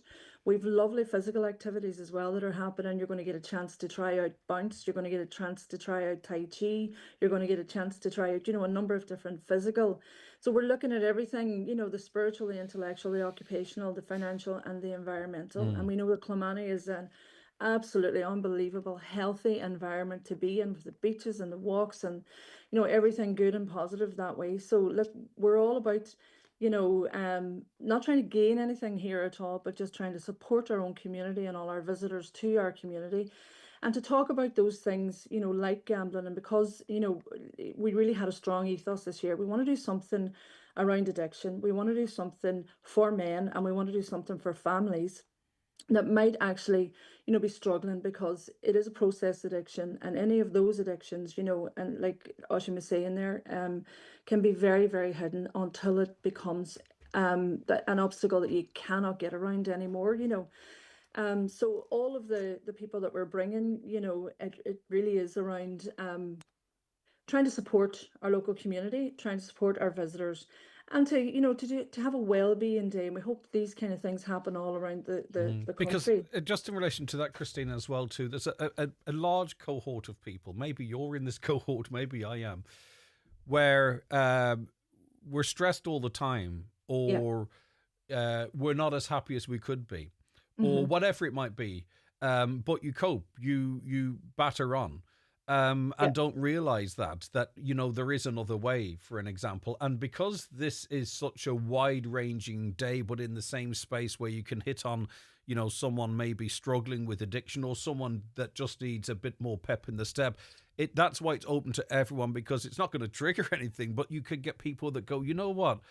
Maybe I need to talk myself up a little bit. Maybe I spend my entire bloody life talking myself down and thinking people think this of me or that of me. And that would be your first talk at 11 o'clock. Loving yourself.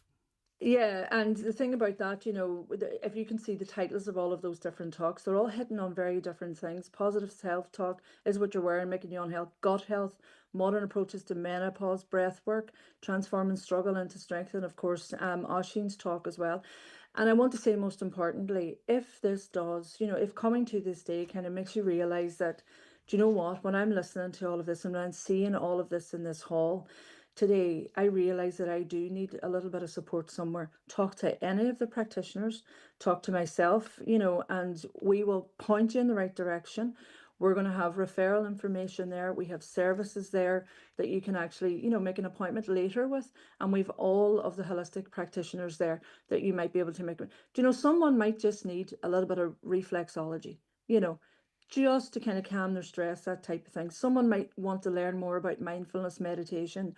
We've lots of different people there. We also have Friends of Innishowen Hospice there, which is a beautiful service. We have Hive, the Pink Ladies there, and they, do a lot of talk and a lot of demonstrations and information around different types of cancer. We've Blue Ocean Reflexology, Holistic Therapies. We've IDP there, one of our big sponsors. We were also sponsored by, a number of counsellors as well. And we have Evolve Holistic Health, Orla Marie Mindfulness, Triona Stafford. We have Lifeline Insight. We've all of those different, Claire and her bands. We've Community Centre there itself and all the services that they are actually. And we've Jigsaw for youth mental health too. So we have an incredible range of practitioners and services. And it's incredibly accessible because it's a free event, but it is a ethos being paid forward, donations on the day to the RNLI lifeboats. You'll get something from it. It's packed, but it's also actually concise because there's an awful lot going on in a relatively short period of time. So when and where? Wednesday the 6th of August from 11 a.m. to 4 p.m, including a half hour for lunch in there from 1:30. Where's the location? So the location is Clonmany Community Centre in Clonmany. So it is in Inishowen. Okay, listen, Christina, and you yourself talking of staying power and how grit can transform a struggle. Is that in the sort of space of resilience, Christina? It definitely in the space of resilience. And it's also, to kind of bring people to the attention that if they're there today and they're sitting on that seat and we're walking about and we're getting up for our work and we're doing all those things we have to do, we actually have a lot of grit. So it's just bringing the attention to, you already have it. Just call on it when you absolutely need it, and a few tips on how to turn all of those, difficult experiences actually into strength, and to notice your own strength getting through all of these different things. That you have a lot more in you than you could ever consider you actually have. So that will be the focus of that particular talk. All right, listen, the best of luck with everything. Thanks so much for joining us. Thank you so much. Bye-bye. Thanks a million, Greg. Thank you very much. Bye-bye. That is Christina McElhenney, their wellbeing specialist at Live Well Be Well. That's on Wednesday, the 6th of August, 11 a.m. to 4 p.m. Shows a nice bit of depth to the Clonmany Festival. It is a packed running order. It's the 56th. Starts on Sunday, the 3rd. On Sunday, David James, Jason McCahill, Robert Mazzell. Monday, Cleona Hagan, Nathan Carter. Tuesday, Olivia Douglas, Mike Denver. Wednesday, High Flying Paddies, Tumbling Paddies, all the Paddies on Wednesday. On Thursday, another Paddy, this time Paddy Tracy. Derek Ryan's on. Friday, Ryan Turner, Claudia Buckley, Jimmy Buckley. Saturday, Kavanagh Brothers, John Brady. And on Sunday, Jack Keogh, Sinead Black, Jack Larry, Keelan Brown, the Two Bucks, Michael English and band. Wow, okay, what a lineup. We had the Two Bucks on the show here too. They're brilliant. They're all brilliant too. Our own Sinead Black there, our own David James there. We're very well represented. So that's the Clonmany Festival running from Sunday the 3rd of August. And that Wellbeing Day that we mentioned there, it's free. In the community centre there, it's free. It runs from 11 a.m. to 4 p.m, including a half hour for lunch. And you're asked, if you're going along, if you have the resources to pay it forward to RNLI lifeboats. But there's no, sometimes if you go to an event like that, you might not be ready for people to see you or might think people might judge you. It's not that type of event. There's lots of different stuff for in different areas, be it cooking, positive self-talk, etc., etc. So don't be discouraged thinking that if I go there, people might think I've got this, that, or done. It's not like that, and it's been designed in a way to make sure it doesn't come across like that. I am absolutely sure. All right, that sounds like a really interesting one. You're tuned to the 9 till noon show with Barry Brown Cars, where your new 252 Suzuki comes with 0% finance and a 10-year warranty. Visit Barry Brown Cars in Milford or Donegal Town for 10 years of peace of mind motoring. If you're aged 59 to 70, we will invite you for a free HSE bowel screening home test. Screening can help find signs of bowel cancer early, before any symptoms show, making it easier to treat. Get more for less this bank holiday with Lidl Plus. Grill up fish, Board B approved meats or poultry, 3 for €9. And cool down with 23% off Guinness 12 packs, just $19.88 plus deposit. Save even more when you go full Lidl this summer. Get the facts, be Drinkaware, visit drinkaware.ie. Flame grilled steaks, fresh salads and indulgent desserts. It's all on the menu at the Woodbury Grill Bar and Restaurant at Arena 7. Great food, fast service and a warm welcome this summer at the Woodbury Grill Bar and Restaurant, Arena 7, Letterkenny. Mary here from the cosmetic department at McGee's Pharmacy to let you know that Clarence have a great skincare gift available this week. Buy 2 Clarence products, one to be skincare, and you will get a choice of 3 deluxe size essentials from a selection of 10. Which 3 will you choose? This great Clarence offer is available until Saturday the 9th of August or while stocks last, and store and online at mcgees.ie. Remember, for any skincare advice, you can always talk to myself or any staff member here at McGee's Chemist, Main Street, Letterkenny, where the best costs less. Don't delay when you get your bowel screening invitation. Call us today on 1-800 45 45 55 or visit bowelscreen.ie. From the HSE. Now, new research dispels myth of conspiracy theorists as isolated outsiders. The researchers from the University of Bath School of Management and Trinity College Dublin followed people on the cusp of becoming conspiracy theorists to understand how people become involved in fringe ideas. They joined closed groups in online social networks and attended public meetings, conferences and protests. Well, a co-author from Trinity Business School, Dr. Stephen Murphy, is with us now. Good morning, Stephen. Thank you so much for your time. Good morning, Greg. Thanks for having me on. Right, so talk to me, in your words, frame what this exercise was all about. Well, I suppose the first thing was that maybe a lot of the research that tends to be done on conspiracy theories would be based on things like surveys or, I guess maybe sometimes it's like testing of personality traits and things like that. And some of the findings, I suppose, that tend to come from that kind of research is the belief that belief in conspiracy theories is an outcome of flawed personality types or maybe faulty thinking. And so I suppose we wanted to give a different perspective. We wanted to try to dig into the social aspects of conspiracy theory belief. And that was really where our research kicked off. Yeah, but conspiracy theory, it's a broad term, firstly, and the first thing you do if you want to attack someone you disagree with is you sort of try and make the name of what you call them have negative connotations straight off. And I think that's what happened with the words conspiracy theory. But also, there are some very left of field opinions that are quite clearly and demonstrably a conspiracy theory, but there are others where it's just maybe thinking against the given narrative. Yeah, I think that's definitely the case. I mean, I guess it's clear in one sense that conspiracies do exist on some levels. People do conspire to, I suppose, take advantage of other people in some cases. So there's often a nugget of truth within conspiracy theories. But I guess as they spread online and people interact with them, and maybe often they might be kind of used to recruit people and to gain momentum by, I guess we see it a lot in the last while being used by the far right to, I guess, kind of breed extremist views. So there definitely is a dangerous element to conspiracy theories. But I think we wanted to try to take a step back and try to, I guess, maybe understand what it was that was drawing people to conspiracy theories. Why is there such an appetite for this kind of explanation at the moment? And what would your conclusion be if it's simple to articulate? Because it is a very complex area. Yeah, I mean, I suppose what we identified within our research was a kind of three-step process which explained people's immersion into conspiracy theories. So that often started with, I suppose, an event or maybe a troubling life circumstance. In our research, that was things like maybe the loss of a job or a serious illness, family, or even the death of a loved one. And what we found was that in these kinds of instances, a lot of people who end up believing in conspiracy theories felt like they were left down by the public sector or the services or politicians or governments that were supposed to be protecting them. So there was one participant in our study who a close family member of his died unexpectedly in hospital, and he felt that he hadn't really got the treatment that he deserved from the health system. And so from that point then he started to go online and to look for his own alternative explanations. And I think the thing that's interesting is that when people go online, they find that there's whole communities of like-minded people who are also out there searching for their own answers.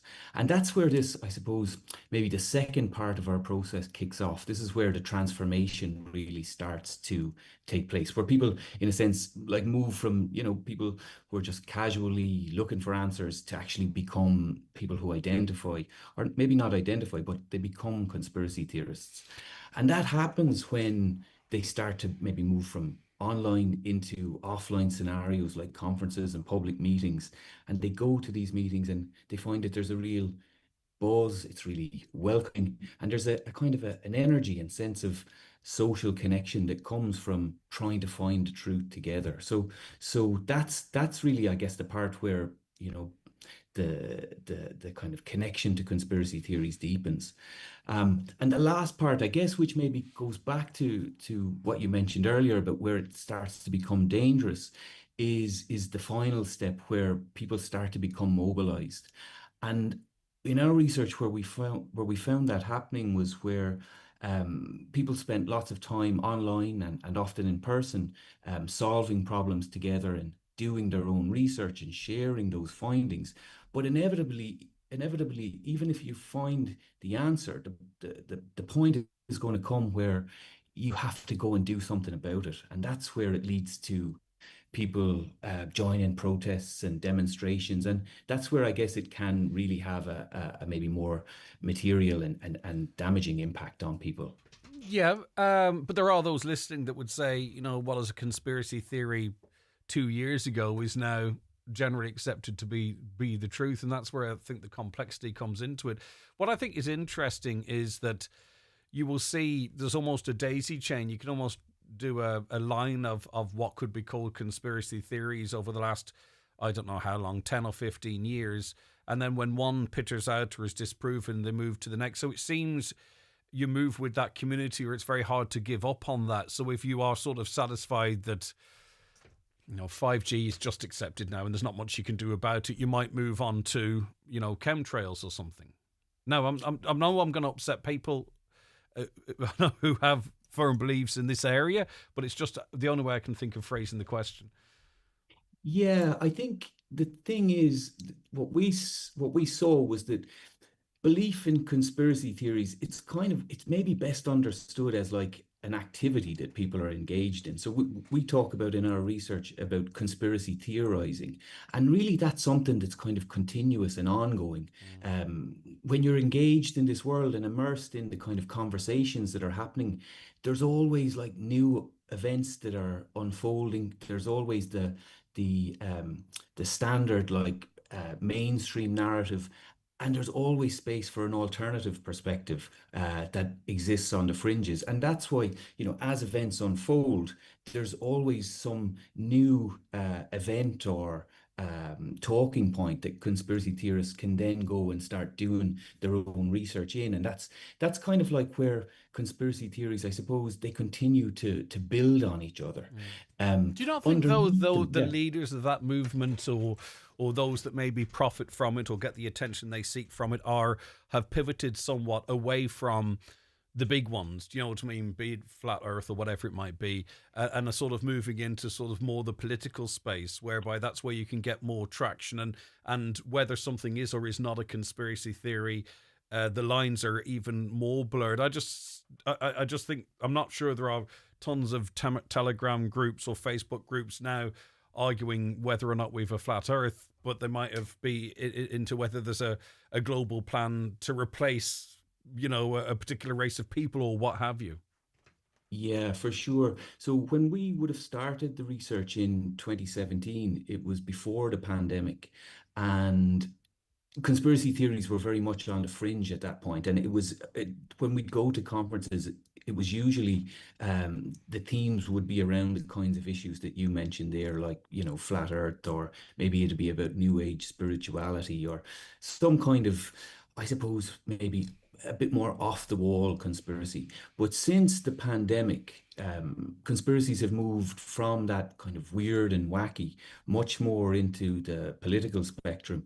And I think this is maybe where we see like the influence of the kind of, I suppose, the far right discourses from America finding their way maybe first into Britain, which is where we did the research, and then we see them coming over into Ireland, and that's where we're starting to see like much more talk around things like the great replacement theory, you know, the idea that the white race is slowly being replaced by people from different nationalities. But the thing is though, and I'm not being argumentative because this is just research, okay, but if you look in the United States, you know, you could have the President Donald Trump and his deputy J.D. Vance. J.D. Vance is saying exactly that Europe is being annihilated, that that UK is going to be the first Islamic country or Muslim country, I can't remember exactly what I said, with a nuclear weapon. We see in Britain as well what would have been seen as sort of anti-establishment,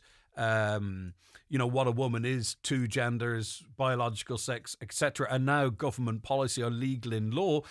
Again, in a conference 3 or 4 years ago, that could have been seen as conspiracy theorists. And that's where, even as people are listening to you, Stephen, they might think, well, you're trying to push a government narrative whereby discussing these things with others or attending the conference is a slippery slope. Does that make sense? It's not a go at you, don't get me wrong. It's just for the purpose of the conversation, Stephen. I agree, Greg. I understand what you're saying. I think what we've seen in the last maybe since Trump's first term is that the kind of terms of acceptable conversation have shifted a lot. So, and that's gone towards the right. So, I think you're right in what you're saying, that those kind of previously fringe ideas maybe around immigration have come much closer to the centre. And they're much more available and present within the mainstream. Conspiracy theories have played a role in that legitimization process.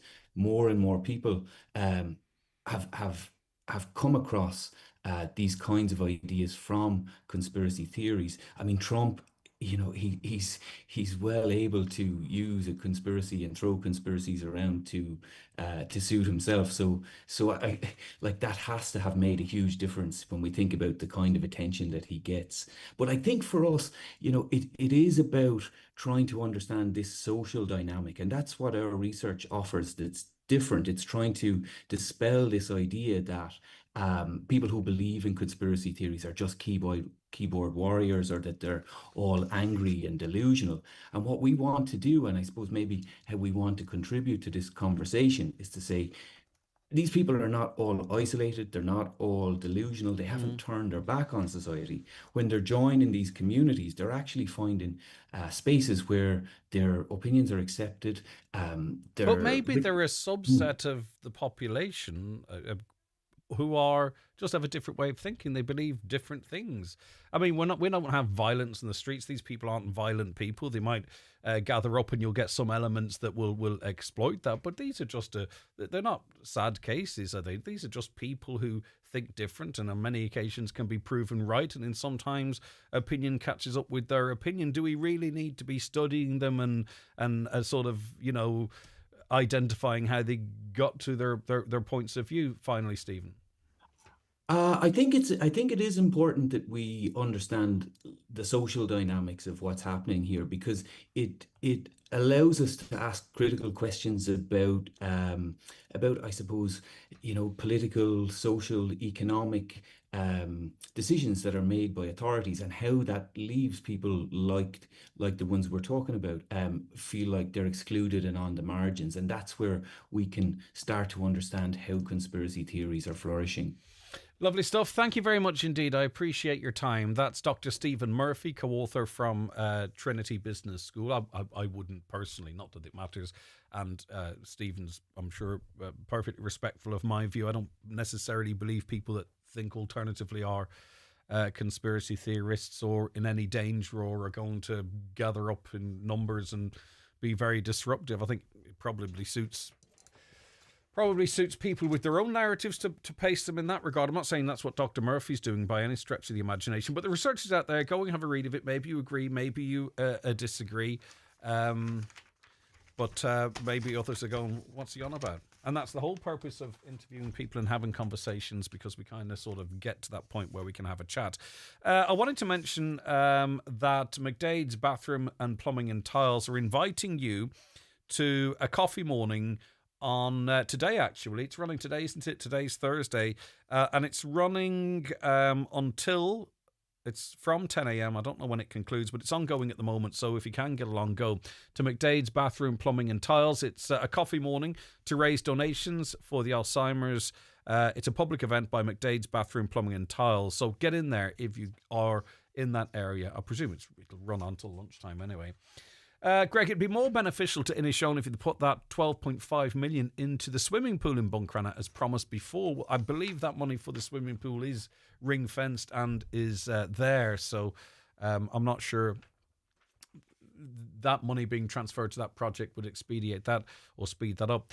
But I'm open to correction. Please correct me if I'm wrong. 086 60 25,000. Coming up after 11, we're back in the garden with Paul McLaughlin. If you've any questions relating to your garden, your porch, your balcony, your windowsill, your dog and cupboard, get them into us. 086 60 25,000, and we'll get as many of them answered as is possible.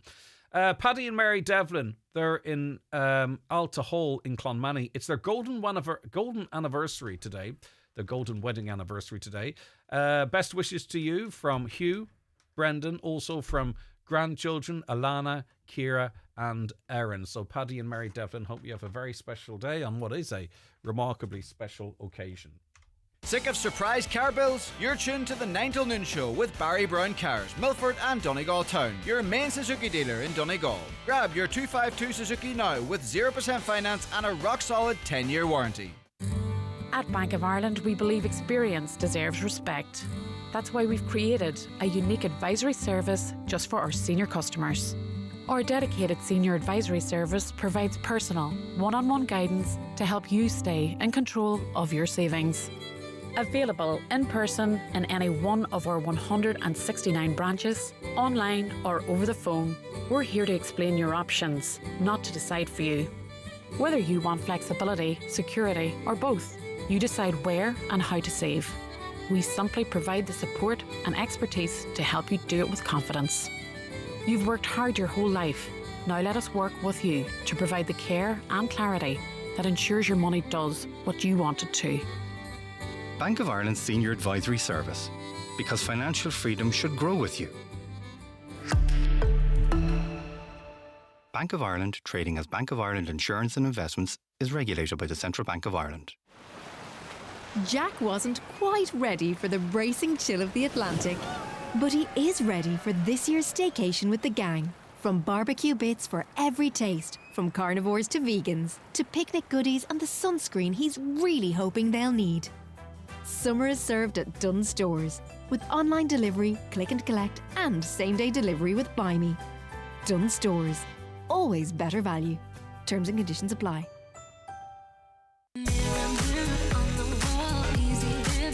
Easy Living Furniture summer sale has been extended but must end this Sunday. Everything's reduced with hundreds of sale specials across every department. We're also offering free delivery on all orders over £499. Our summer sale ends this Sunday only at Easy Living Furniture, Crescent Link Retail Park, Derry, Londonderry. Mirror, mirror on the wall, Easy Living has it all. Easy Living Furniture, luxury furnishings, affordable luxury. Highland Radio weather updates with McElhenney's. Find amazing savings across our departments with up to 50% off your favourite brands in our summer sale. Discover more in-store or shop online at mcelhenneys.com today. Okay, so we head into the afternoon. It'll become drier and brighter, and by evening there might be some sunny spells and just isolated showers. Highest temperatures of 16 to 18 degrees in a light to moderate northwesterly breeze.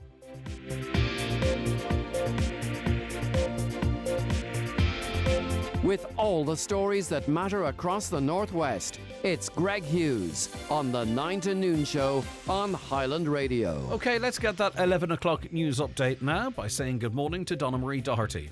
Thanks, Greg. Good morning.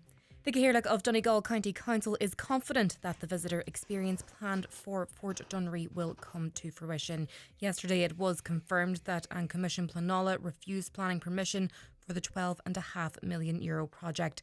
The body says it was not satisfied that effluent could be satisfactorily treated at the site without the risk of pollution. However, Councillor Paul Canning says the funding announced back in 2021 is secure despite planning permission being refused. A mechanical issue at Letterkenny's water treatment plant overnight has left properties without water. A power outage at the plant has impacted water production for homes and businesses in Letterkenny, Kilmacrennan, Termon, Glenswilly and surrounding areas. Ishka Erin says its operation crews have been working throughout the night and continue to work on the site to resolve the issue as quickly as possible. Gardaí in Donegal are warning about the circulation of counterfeit Bank of England £20 notes in Letterkenny. They're urging business owners in particular to be vigilant and to always check notes thoroughly at points of payment. It's understood similar fraudulent notes were in circulation in Buncrana in recent weeks, where the foil patch with a 3D image of the coronation crown is located on the top left side, but it peels off to reveal the wording prop money. The Health Service in Donegal prepares for what is traditionally a busy August bank holiday weekend, and HSE is urging people to be aware of their care options. The HSE has confirmed that plans are in place across hospital and community services to ensure patients can access the care they need in the right setting. 49% of vehicles in Donegal passed the NCT the first time round in the month of July. Of a total of 4,033 tests, 1,967 passed, 1,737 failed, and 329 failed in a dangerous capacity. And finally, over 1,200 homes, farms and businesses have been left without power this morning in Milford. The fault was first reported at 9:47 and is hoped to be resolved shortly. ESB have apologised for the power loss and say they're working to see the issue resolved. That's all for now. Back with more at 12 noon. Donna Marie, thanks very much. Back after the break.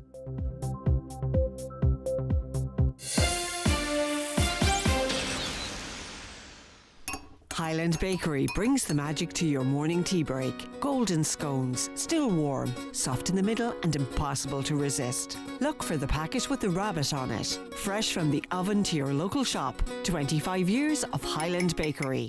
With 75 years experience under our belt, Fleetwood Paints understands the demands on Irish homes more than most. Handcrafted in County Cavan, our family-owned business has created paints that understand Irish weather.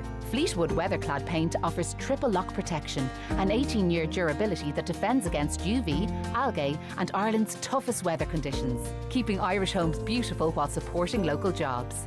Fleetwood Weatherclad, Ireland's ultimate exterior paint. Visit fleetwood.ie or your local paint stockist today. Picture your dream wedding at the foot of Errigal Mountain. Join us at the Encourage Hotel Summer Wedding Showcase, Monday 4th of August, 1 to 5 p.m. at Encourage Hotel Gweedore. Explore our elegant ballroom, picturesque gardens and breathtaking views. Enjoy light refreshments and start imagining your unforgettable day. No appointment needed. Visit encouragehotel.com for more details.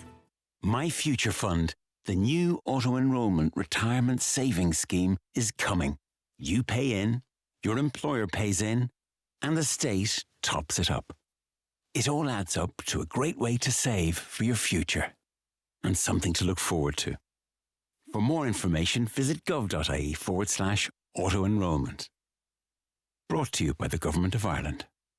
Pocket the perfect match with Vodafone. Because when you pair the new iPhone 16, built for Apple Intelligence, with Ireland's best mobile network, you pay absolutely nothing up front. Simply switch today. Vodafone. Together we can. Subject to availability and switching to our 24-month €65 plan by 31st of August 2025. Each April, the monthly plan price will increase by €3.50. Best Network Umlaut 2025. For certification and full terms, see vodafone.ie/terms. Want stress-free motoring for the next 10 years? Today's show is brought to you by Barry Brown Cars, your main Suzuki dealer in Donegal with locations in Milford and Donegal Town, offering 0% finance and a comprehensive 10-year warranty on your new Suzuki. The bank holiday. Time for a well-earned rest. Think I'll just paint the house, visit the in-laws, drive to the cousins. This bank holiday weekend at Londis. It's buy one, get one free on Tato Bumper Bundle 12-pack and buy one, get one free on Pepsi Regular and Pepsi Max 8-pack cans plus deposit. Enjoy fresh Irish strawberries 500 grams for €5 and get Bulmer's 8-pack 500ml cans just €14.20 plus deposit. At Londis, we know what locals want because we're local like you. Enjoy alcohol responsibly. Offers end 4th of August in participating stores while stocks last.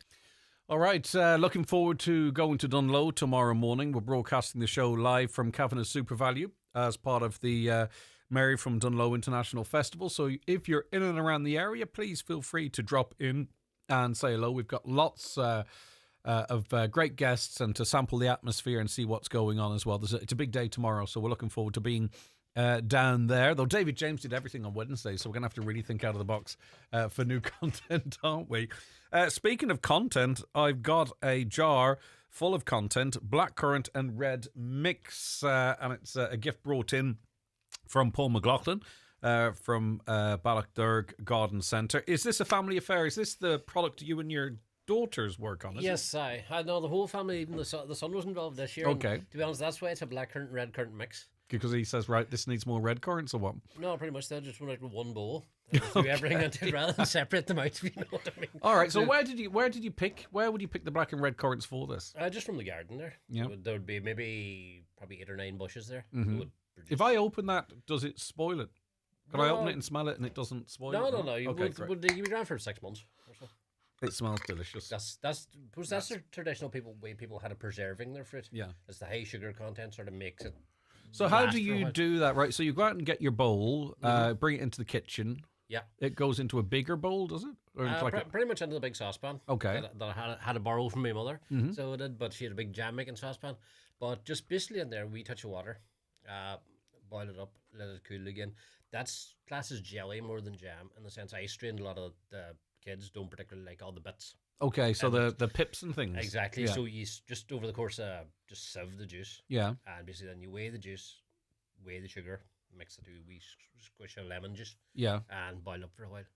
And where does it get its volume from? Do you know what I mean? It is like a gelatine almost now. Yes. Is that in the boiling process? Pretty much there's pectin in the fruit. Okay. And pectin's what sort of solidifies it a lot. I'm supposed that combined with the sugar. Yeah. So what's the difference? What you're saying what is this? Is it a jam? Yeah. Was a jelly. Right. So what's the difference between a jam, a jelly, and a preserve? Because if you go into the supermarkets, a lot of stuff that I think is jam, they call it preserve. Yes, I think that's just trying to be fancy. Is it much really? As anything else. Okay.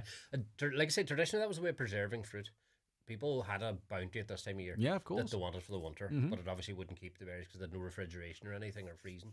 So they made it into jams or jellies. Do you think there's now that it's gone through that process and sugar's entered the equation that it still retains a nutritional value, or is it just something tasty to carry you through the winter that you preserved from the summer? Probably I wonder. A certain amount of nutritional value, but I'd say the sugar does sort of. Yeah. dull It's that not one down of your a lot. 5 a day. No, I would certainly doubt it. All right, brilliant Aye. stuff. But, And what way do you like it on a scone with a bit of cream, on a bit of toast? What way will it be consumed in the McLaughlin household? Pretty much most of the time, if you're being fancy the scones, maybe, but generally it goes in the toast.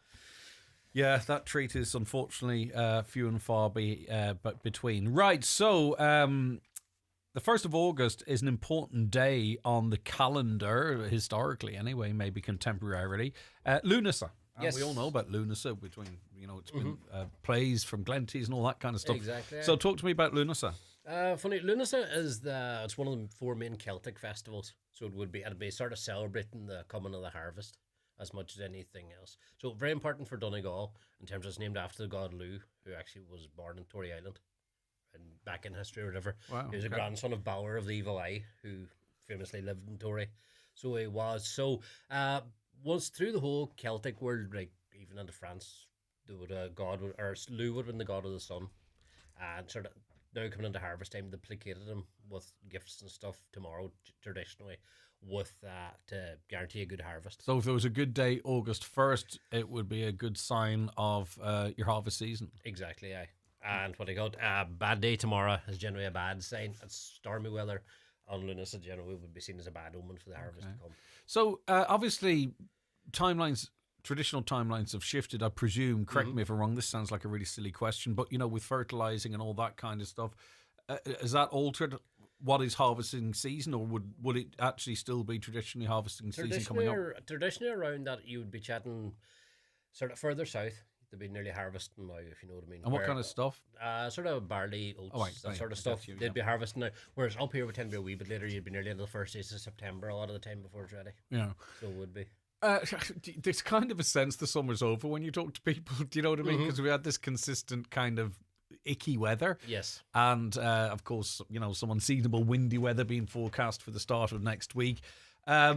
But where are we in terms of the summer season, Yes. the gardening season? Are we smack bang in the middle? Are we in the autumn of it, or what? Pretty much we should be. Pretty much so it's a good time. We're sort of a turning point, maybe between smack bang in the middle to things starting to ease down. Yeah. But no, generally still like your garden still should be looking very good at the minute. It's still peak time. Like around here, August obviously it's holiday time for a lot of people and stuff, so it should be pretty much prime time. You'd be hoping into September before you'd be looking at the first signs of autumn, really. I know you've used that old adage that the spuds sort of come out on the 12th of July, but in reality, for many, they're still in the ground. What determines, when someone lifts their potatoes? How Now, obviously, potato farmers know. Yeah. I'm on about, that person that, sows a couple of drills. Yes. Generally, first thing with potatoes need at least 100 days in the ground. Right. From you plant them up until you start digging. But it goes generally with a variety. Early varieties like your home guards, your queens, they don't last very long if they're picked. So generally people pick them. They're ready earlier, but they don't last. So you pick them earlier and use them. Need to get through them, yeah. Whereas the weather from September on is getting worse. So your main crop varieties, but they will keep right through to the spring. Yeah. Your pinks, your golden wonders, stuff like that. So they will.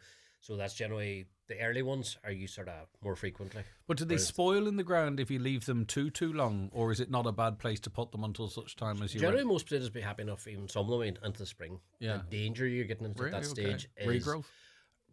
Springtime regrowth, but a lot of time is frost. Yeah, of course. Frost can get into them, and generally if frost damages them, they sort of sweeten and then they won't keep after that. Okay. Tomatoes. How are tomatoes doing? Everybody else's tomatoes seem to be doing great. Yours are doing crap. Mine are not, so they're not. Basically, my father's. Are you in still there putting it doing down to the sun? Yes, pretty much. I'm putting down what I got. Actually, I think I put at my own house I have a very small tunnel. Yeah. I think I put too much into it and actually killed the light.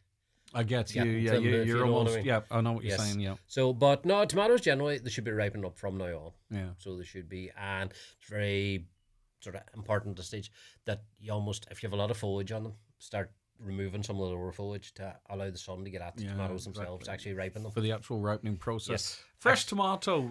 How long will that last? Fresh tomato generally. Once again, suppose the ones you buy in the shops are picked. That's what I was interested in. Generally, fresh tomatoes they're picked long before they're ready. And the ripen sort of in transit or in the shop.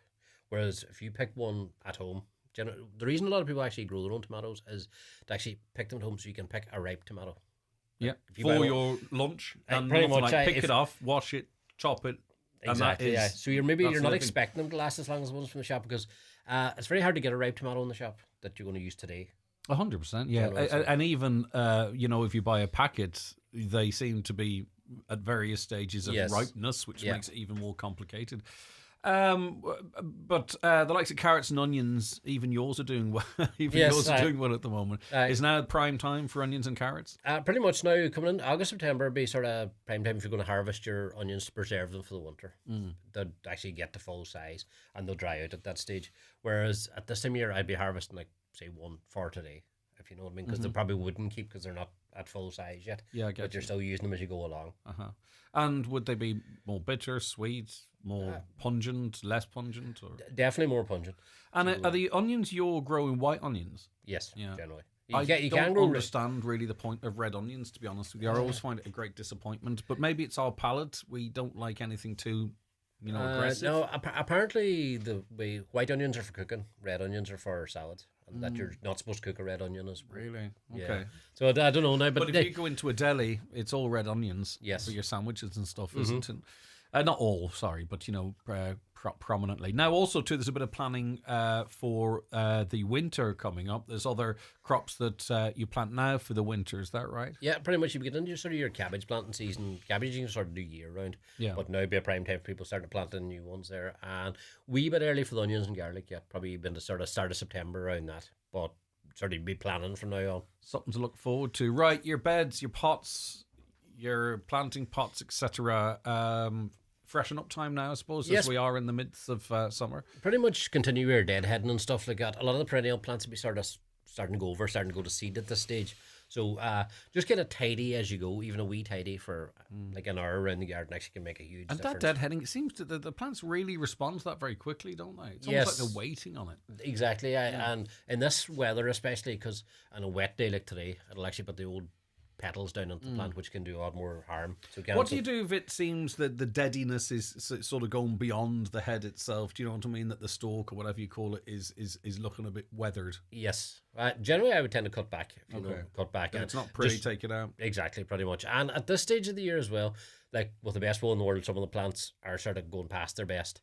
And if it's in a pot of that, like I wouldn't be scared to actually pull that plant out and actually stick something else replace it with an autumn flower and thing.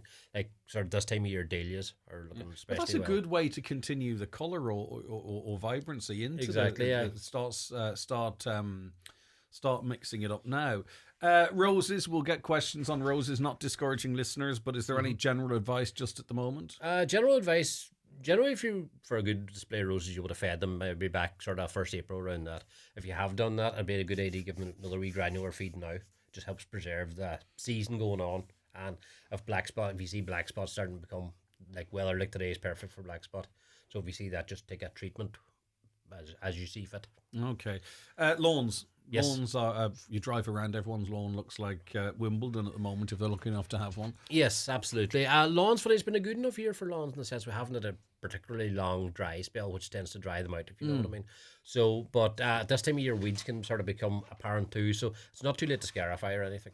So it's not. Yeah, people might feel that that's going to do more damage than good, but you have to have a bit of confidence in it, don't you? Pretty much, and like there's still plenty of growth there actually for the lawn to recover quite well. All right, okay. Listen, keep your questions coming in. I'm going to take a really short break here now to give you an opportunity. We've got loads, by the way. We're not desperate, but we'd love to get your questions answered if you have them. So we're going to take a break. Paul's staying with us. Your gardening questions on the way.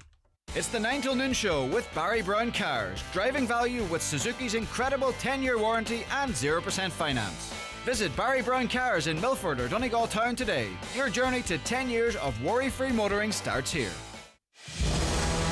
Be a winner and view the trophy collection at Brian McCormick Sports. Full colour awards, glass and crystal, perpetual cups and shields, sports awards, metal cups and medals. Whatever the occasion, click bmcsports.ie. Budget medals for sports days with personalised inserts to promote your club and school. Full engraving service available at Brian McCormick Sports, Main Street, Letterkenny. Get more for less this bank holiday with Lidl Plus. Grill up fish, Board B approved meats or poultry, 3 for €9. And cool down with 23% off Guinness 12 packs, just $19.88 plus deposit. Save even more when you go full Lidl this summer. Get the facts, be drink aware, visit drinkaware.ie.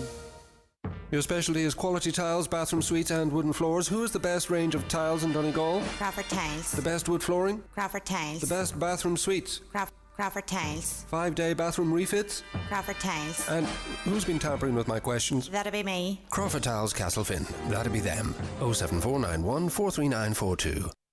New this week in Home Store and More. All pet beds, toys and accessories are all half price. But better hurry, because when all our half price pet beds, toys and accessories are gone, they're gone. Also, all reed diffusers are still all 33% off, and all school bags are still all half price. But when all the 33% off reed diffusers and all the half price school bags are gone, they're definitely gone. Drop by your local Home Store and More. Visit us online at homestoreandmore.ie. Home Store and More. A happy home. Highland Radio Time Checks brought to you by EirGrid, the operator and developer of Ireland's electricity grid. EirGrid, powering up communities, powering up Ireland. The time is... Well, it's just about to turn 19 minutes past 11. I want to say good morning to John McLaughlin, who's listening from Boston, USA. We bumped into him at the broadcast from the Harcourt Hotel on Saturday. And it was great because he's Boston and he sounds like he's from Boston. That's exactly what you want a Boston man to be. And it was great to see Oisín and Brendan have a chat to him. So great to see you and glad you got home safe, John. And he says, please say hello from the McLaughlins in Boston to family in Carndonagh, Letterkenny, Raphoe, Ardra and Derry, listening live from Massachusetts. All the best, John McLaughlin, Dan McLaughlin, Tom McLaughlin, Matthew McLaughlin. And I think John's dad is a particular fan of the show and listens to us or watches us every day. And it was just interesting, actually, because I wasn't in the broadcasting space at that time. And I think John recognised me from watching in the United States and came over and said hello. That's how small the world's got, Paul. Mm-hmm. There you go. Right. And you just down the road and you don't even come and say hello to me. But anyway, why are my hydrangeas leaves turning pink? Yes, not uncommon. So it happens a lot. Generally, it's to do with nitrogen, or not nitrogen, fertilizer deficiency. Mm-hmm. A lot of the time, maybe the plants just run out of steam where it is. Generally, for leaves turning pink, it tends to be a phosphorus deficiency more so than anything else, which is kind of potash. And is this seen as sort of a negative pink? I mean, on the face of it, it could sound like it's adding an extra bit of colour or something, but it is a sign of something negative. To be honest, whenever that happens, generally the plant sort of, it looks like it lacks a bit of figure, if you know what I mean. It doesn't have the natural green sort of hue to it. So potash deficiency, that there, you can actually buy potash directly. You could even use our old favourite poultry Chicken manure poo? on it. Yeah, Yes, pretty okay. much would do the trick. Or if you want to go more organic route, it's actually, if you're a fan of bananas, throw your banana skins around the bottom of the plant. They're fair full of potash as well. Yeah, okay. Can you ask the question, when can I cut my laurel hedge for the second time? Yes, for the second time, probably I'm just assuming the first time was in the spring. So if the feel it needs another cut, you could cut away at any stage. So you could, a lot of time people would sort of leave it in September, but the law doesn't actually govern garden cutting. Generally it's from the 1st of September for big hedges. But so now cut away anytime. Right, okay. Is it too late to plant Griselina now? And also a rough idea of price, approximately 100 metres to be hedged? Yes, Griselina, no, you can plant it. Once a plant comes in a pot, the Griselina you can plant any time of year. The only thing I would tell you not to plant, if you were coming into a period of very good weather and very dry weather, I would tend to maybe leave it off to maybe September or so. But if the weather's going to stay the way it is now, you can plant away at any stage. Yeah, if there's plenty of moisture around. Yes, exactly. For a hedge, you'd be chatting about 2 plants per metre. Yeah. So you would be, so you're chatting about 200 plants. Yeah, okay. Yeah. So it could be 350, yeah, so, okay, 700. For 100 metres, you know, for something that's going to be there for a long time. Exactly. It should be a lifetime investment. Yeah, you would think so. Why is my hydrangea leaves turning pink? Did I ask that already? Yeah. It's fairly young, yet not flowered. There's a couple of people with the same question, actually. Yes, so now generally what I call generally a bit of feed now. Should brighten them up for the winter. I just don't think this is necessarily your fault, but you work in the garden sphere, so you probably have an answer. What can I do to prevent neighbours' cats from destroying my window boxes? It can be difficult. All right, so it can, because funny, actually, I did a wee bit of planting in my own house last night, and I never thought about planting a cat mint in the mugget. Came out this morning, the cat was lying on it. Right, So he was having a whale of a time. So it was. Neighbours' cats can be problematic. The thing I would always say about that would be, if you have such a thing, a water pistol is very good, because it's just creating negative reinforcement with it. Yeah. Pretty much. If you're not there all the time to do that, sporadically put a wee bit of Vaseline around the pots and around the windowsill. Yeah. If that gets messed up in their fur, they don't like it. It's not going to do them any harm. So I remember I had an issue with birds going down, landing on the flower pots and raking and tapping the beak off the glass. Yeah. And they couldn't be discouraged. I presume they were arguing with the reflection, which is sometimes what I seem to do. But, you know, so that can be an issue too. I'm not sure if you've heard of that. But I've seen it. They were raking. They've destroyed the flower boxes, Yes. pecking and... Generally, they're looking for the wee insect. All right, around, okay. Around it, if you know, it's not the actual flowers, the attraction is the insect. So that's so. How do I prevent blight on my tomatoes or potatoes? Yes, this time of year is just perfect for blight coming on. So it is. So prevent it. One thing is to promote good airflow. Blight generally like sort of dead air, humid sort of air. So your tomatoes, even at this stage, cut some of the bottom foliage off. Just lets more air through. It tends to keep it away a bit. You get fungicides that'll keep them away too. Some people like them, some people don't. Yep. And if you want to go organically, you can actually get a product called Bordeaux mixture or Bluestone. What is Bluestone? Bluestone is copper sulfate. You probably, whenever you're doing science at school, you see the real blue stuff, you know what I mean? So there's a certain amount of copper in it, but it is a preventative thing for fungus. And it's not it's a commercial product. It's a commercial product, exactly. It was like back in the 40s, 50s around here for potatoes, that nothing else. That was the thing. But it doesn't really work preventing the fungus and such. It builds up the plant and builds up a resistance within the plant. Yeah. To keep it away that way. Okay. You know what I mean? So, but it's certified organic as well. Yeah, Caller wants to know, is it too late to feed the lawn? Too late to feed the lawn? Absolutely not. Generally, a lot of people would build it up for the winter by putting in a sort of an autumn feed. The autumn feeds tend to be a wee bit different. They're less nitrogen in them to promote the growth of the green stuff. It's more to do with the roots. So if you get a specified autumn feed this time of year, you'd be perfect. Can I lay new turf or sow grass seed now? Yes and no. Once again, Simmons Just like the hedge, yeah. Plant the new hedge, exactly. If there comes a period of dry weather, especially for turf is actually obviously an instant product, but it can be quite fickle in ways. So it can. So if it dries out, the mats tend to shrink and leave you with gaps. Yeah. So it's important. If you're there to keep it watered, sow away. Yeah, and that's what it really comes down to. It's about if you get a dry spell, yes, you're going to have to. And I'll tell you, if you're in a certain area, if you're in Milford, for an example, and you don't have water butts, yes, you would have no real legal means to water. Absolutely not. And the likes of turf takes a huge amount of water. So it does. It takes about 2 weeks to establish. Once after 2 weeks, you're fine. And what is happening there? Is it the roots at the bottom of the turf patch connecting with the soil on which it's been laid? Is that what the... Yeah, pretty much. But the problem with it is whenever it's supplied to you, it comes like fully hydrated. Yeah. So you imagine you set down a bit of carpet, and as it dries out, it shrinks. Yeah, of course. So then it leaves you a big gap. So Yeah. you end up having to like grout it almost to soil or something, which is just a road you don't want to go down. Well, especially because you're going for almost an instant fix and something that's aesthetically pleasing. Yes. Next thing, if you've got gaps and all, you're going, well, why did I get? I could have just done it. From seed, exactly. How do I deal with moss or weeds in the lawn in late summer? Late summer up to September, so it's still perfectly alright to scarify.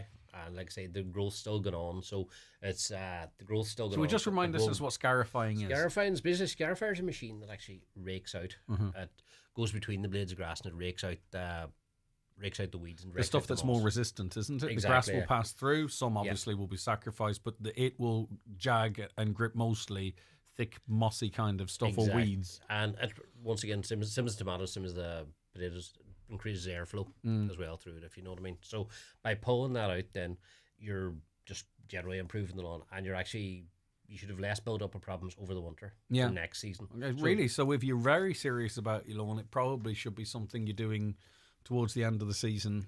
Yes, exactly. Anyway, and if you do it now, whenever the recovery is still there, you don't have a bad looking lawn for the winter. Yeah, okay. Please ask Paul, can you sow wildflower seeds any time of the year, or are there particular months that suit them best? Thank you, from Rosaline. Yes, generally what I got, you get ones to do all year round, but most of them are autumn or winter sowing, autumn or spring sowing. So generally a lot of people would say the autumn stuff works best because a lot of the plants need a period of cold to actually germinate and come on nicely. So they do. So generally, probably into now September, be a perfect time to sow them. All right, brilliant. That's as many questions as we have time for now. Don't forget Paul McLaughlin and experts like he in all of the wonderful garden centres across the region are more than happy for you to come in, ask questions, show your pictures. He'll even open Google Maps and give you ideas if you're looking to hedge your lawn or something along those lines. Very ingenious they are at Ballagher Garden Centre.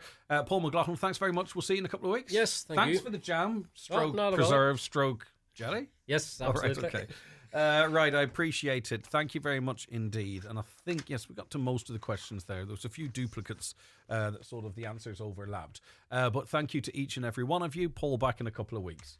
You're tuned to the 9 till noon show with Barry Brown Cars, where your new 252 Suzuki comes with 0% finance and a 10-year warranty.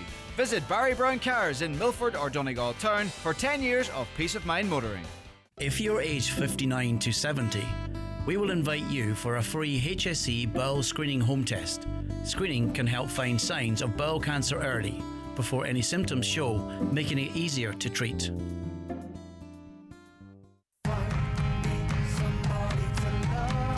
Are you excited about the Dream sale beds? Yeah, we're made up.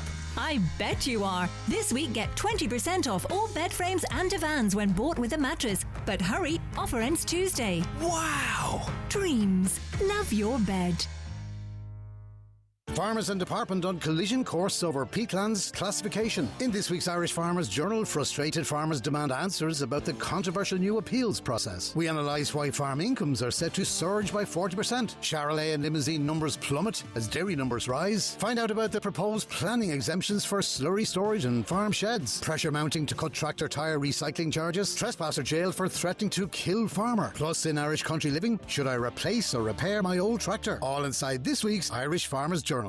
Big summer sale is on at Evolve Clothing. All your favourite brands, all reduced. Huge savings in store at Letterkenny Retail Park. Or shop online now at evolveclothing.com. When it's gone, it's gone. Make real savings for the bank holiday at SuperValue. Like selected summer wines like Bubblicious from €8. Lowest price guaranteed 15-pack cans like Budweiser and Bulmers from $22.39. And scan your Real Rewards card or app and get Brancon Estate Sauvignon Blanc 6-pack, now €50. Make real savings for the bank holiday at SuperValue. DRS applies. Please drink responsibly. Announcing the 56th Clonmany Festival featuring Ireland's top bands including Nathan Carter, Derek Ryan, Mike Denver, Jimmy Buckley, David James, Michael English, Leona Hagan, the Tumbling Paddies and the Two Bucks. For a full programme visit clonmanyfestival.com. Don't delay when you get your bowel screening invitation. Call us today on 1-800 45 45 55 or visit bowelscreen.ie. From the HSE. Right, just returning to the issue of defective concrete blocks. For some, they're able to progress on the schemes. It might be working for them. For others, it's a frustrating process. And I think for the majority, they've yet to really taste it, because in terms of the amount of houses affected versus those that are sort of in the process up until the point maybe of demolition, rebuilding, the numbers are relatively small compared to the numbers that are affected overall. Paul is in the scheme. He's in the process. I suppose, Paul, you were seeing some light at the end of the tunnel, but unfortunately, if I'm reading this correctly, that seems to be dashed for you now. Well, yeah, we've spent 4 years getting to this point where we had a date confirmed and all with the developer that we've appointed to come and basically tumble the house and get it built, and that date was the 1st of September. And we've spent 4 years getting to this point, between testing, going through the scheme, delay after delay, argument after argument, and living in a house that we shouldn't be living in. Anyway, we got to the point where where the builder committed to come in on the 1st of September, and I got a phone call from him there this morning now to say that he won't be coming in September, that he can't see him coming in any time this year and next year at the earliest. And it's all down to difficulty in getting payments from the scheme for the houses that he has, that he's currently building. He's building 3 to 4 houses at the minute, and the money's just not coming from the scheme to fund what he's doing. He started the house in April, hasn't got a payment to date, despite everything going into the council. One of the top engineers is going. Everything's correct on their side. Apparently, the paperwork's been sent back due to not even errors, but just due to stupid things that they're looking for, and each time it goes back, it's in the next 6 to 7 weeks then before that paperwork's processed. So, and Paul, I want you to continue your story, but let's say this builder says, right, I'm not doing your house, I'm doing a fresh new build. He knows he's going to get a payment at the square when the roof goes on, when the house is sealed. There is a plan, and builders work very much to that plan. There has to be a certainty, because there's massive outlays in terms of materials and wages. And why take on that kind of aggro when I'm sure he's got a new build as well ready to go in September, where he knows he'll very unlikely experience that? Why can't we employ the same systems we do with architects and new non-defective concrete block builds like we do in the scheme? Everything would move much quicker. And listen, I'm not blaming the builder one. No, of course not. No, you're not doesn't come across like that at all. No, I know you're not, but it's just totally down to the scheme not working, down to the, I don't know what it is, where the problem lies, whether it's manpower that they don't have in the council to cope with the amount of stuff that's going into them. But I mean, we're in a position where we have a property to move into. Do we move into it? And with the uncertainty of not knowing how long we're going to be in for it, we had planned to be in for maybe a year, 12 months at the most. I mean, straight away now there's an extra 6 months added onto that rental expense, and I really am thinking about ringing them and telling them no, and just to give it to somebody else. But what happens if you get the okay in March, or things change, and next thing you know, you can't find another property? You're being left in an awful situation here. Either gamble 12 months of rent and things already tight, or risk not having anywhere to move into if your project can progress. Yeah. Listen, it's unbelievable the amount of stress and strain that's involved without this being heaped on top of it. So I rang the local councillor there, usual old stuff. Give me your name, give me your house address, send on your reference number for the scheme. Who else do you ring? He says it's the I asked him who's at fault for the delay in the payments going out to the contractors, and he says it's the housing agency. He's apparently the housing agency released the money to the council, and the council released the money to the. It's just a whole mess. And I wouldn't advise anybody. Get on, even start without before things improve. I have a top engineer. Luckily enough, I have one of the best engineers, that you could appoint. But he can do nothing. All he can do is get his paperwork right. At the minute, I was talking to him this morning, and he just said that they're being promised that things are going to improve. But he says he's been listening to that for months, and it is getting to the point now where developers are going to pull the pin, and developers are hard to get at the best of times. But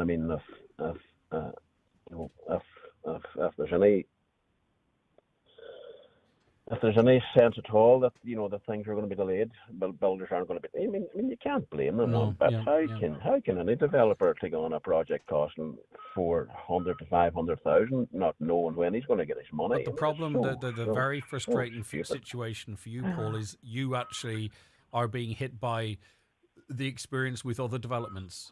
You've done everything you can. You've plugged away in the scheme. You've overcome every hurdle that's been put in front of you.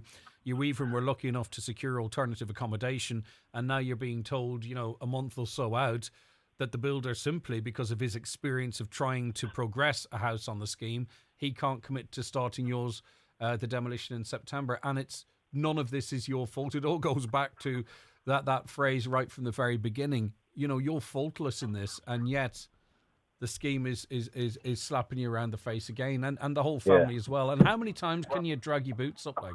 How many times can you? No, you can't. You can only put up with so much. You can only put up with so much, and it was just a real kick in the stomach this morning when I got that phone call. Because we have furniture, we have everything in storage, and it's just so frustrating, And it was related to you, was it, Paul, that it's been pernickety with stuff? So, in other words, when a payment is due, it's not that the payment itself is delayed. It's that the housing agency are being pernickety with things and seeking extra paperwork and then delaying in responding, etc. Is that where the problems lie? Well, I don't know who to blame at this stage. But, okay. All right. Listen, thanks for that, Paul. I hope things improve for you. That's why, some are saying we need an end-to-end sort of scheme, that it shouldn't necessarily be householders or the builders or the contractors that are having to deal with all of this. If you are a contractor or a developer and you have experience of the scheme and you can give us your perspective on it a little bit, it might be really useful. I don't think anyone who's waiting on a contractor on site is blaming contractors if the scheme is hard to get paid on, because there's big expense, there's big outlays, and you need to know when your money's coming through to keep your business going, and it should be made as stress-free, as seamless as is humanly possible. No one's trying to screw the government out of anything. People are just trying to get their houses rebuilt. So if you are a builder or a developer and you've been engaging with what seems to be the housing agency on stage payments, etc., please, if you can, get in touch with us, 086 60 25,000, or call us on 07491 25,000. We'd be interested to get your views. Okay, we were talking earlier on about conspiracy theorists and a study as to how they become conspiracy theorists and how they can go down a rabbit hole and what they might end up doing.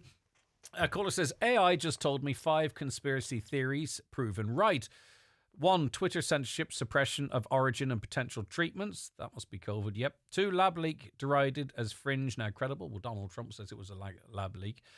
2, serious vaccine side effects. 4, vaccine potential driving new variants. 5, lockdown, ushered in surveillance, digital ID tracking, etc. Now, if it was Grok that you used. Obviously, Grok is drawing its information from Twitter/X. That's its primary source of information. So you are going to. But anyway, listen, that's what you're getting, and that's fine. To be fair, conspiracy theories have ended up being proven to be fact. I just asked AI to list 10, and they popped up from MK Ultra Project, Sunshine Operation, Mockingbird NSA, a surveillance, geoengineering to EMF. That sounds like Grok at it again, which is fine. I'm not disputing it. I don't believe a man ever landed on the moon. It's a hard one to process whether or not a person ever landed on the moon. Like, it's astonishing if they did, and I am not a conspiracy theorist per se. But when you see the attempts that are happening at the moment that are proving unsuccessful from the Chinese and others, and the fact that we haven't really done it much since, and then you see the machine that actually did land on the moon and take off, it would be easy to sort of say, could it possibly have happened?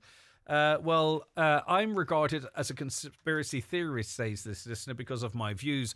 But to me, the evidence just doesn't add up. The technology of the time, the Van Allen belt radiation, etc., having a different opinion or view shouldn't make you a subject of decision or division or ridicule. But of course, conspiracy theory it's like the word turf. Turf was seen as an insult, but if you own the word turf, it kind of dilutes it as an insult, and that's problematic to your opposition. Or if you label someone with a different view to yours as a conspiracy theorist and make that a bad word, the same has been done with the woke word. You know yourself. Another caller says, why not ban gambling like smoking? Problem solved. Well, there was a massive lobby for resisting the ban on smoking, a massive lobby, and it took a long time to get over the line. Gambling is intertwined in every element of society. It's very hard to see that being banned. All right, going to take a quick break, and then in studio with me is Erin Friel. Sick of surprise car bills? You're tuned to the 9 till noon show with Barry Brown Cars, Milford and Donegal Town, your main Suzuki dealer in Donegal. Grab your 252 Suzuki now with 0% finance and a rock-solid 10-year warranty. How would you like fresh organic goodness delivered to your door in the Inishowen area? Every Thursday, White Oak's Acorn Project packs up 6 tasty seasonal vegetables and brings them straight to your home, delivery free. It's local, healthy and perfect for families who love good food. Taste the difference today. Order online at theasacentre.com or call 07493 848866. We are here to help. F93 F104. Discover exceptional value during the big summer sale now on at Donegal Town Hardware. Enjoy huge savings on garden furniture, paint, power tools, barbecues, fencing and so much more. With free parking and free delivery, there's never been a better time to shop local and save big. But don't wait, the big summer sale ends Saturday, August 2nd at Donegal Town Hardware. If you're looking for a competitive insurance quote, contact Hickey Clark and Langan Insurance Brokers in Letterkenny. Home, car or van insurance, farm, commercial or public liability insurance. They compare quotes from all the leading insurers so you get a great price. Call Hickey Clark and Langan on 91-26688 or call into the office at Ballymacool, Letterkenny. Hickey Clark and Langan General Insurances Limited, trading as Hickey Clark and Langan, is regulated by the Central Bank of Ireland. Injuries happen, illness strikes, but waiting in A&E doesn't have to be your only option. At Ophelia Letterkenny Minor Injuries and Illness Clinic, we treat everything from broken bones, cuts, burns, infections, rashes and more, with X-ray on site so you get answers fast. No appointments, no delays, just expert care right when you need it. Don't wait. Walk in today or visit ophelia.ie. Ophelia Letterkenny. Expert care without the wait. Announcing the 56th Clonmoney Festival, featuring Ireland's top bands including Nathan Carter, Derek Ryan, Mike Denver, Jimmy Buckley, David James, Michael English, Leon O'Hagan, the Tumbling Paddies and the Two Bucks. For a full programme, visit clonmoneyfestival.com.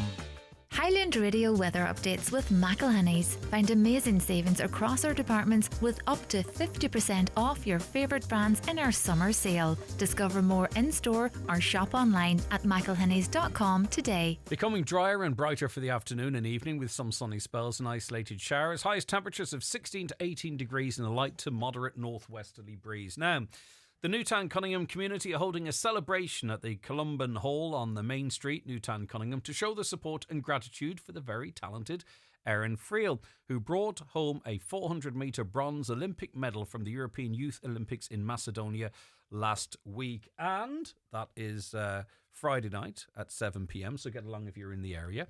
But we're delighted to welcome into our area Erin Friel. Hi, Erin. Hi. How are you getting on? I'm good, thank you. And what a fantastic experience. At what stage of the season are you at? Do you know what I mean in terms of the progress and what you're building to? Or I'm kind of at the end of my season now, so I have one more championships. I'm going on Tuesday to Finland for the European Under-20s, where I'll be racing in the 4x400, and then that'll be my season finished then. So you clocked a new personal best of 54.02 in the final. To be doing that at this part of the season, it means, you know, things are working really well for you. Yeah, definitely. We've kind of planned out the season this year, me and my coach, so that I'm not going to be tired out by this point of the season, whereas last year I spent so long chasing the time for the Under-18 Europeans, so I was kind of raced out by the time I got to this point.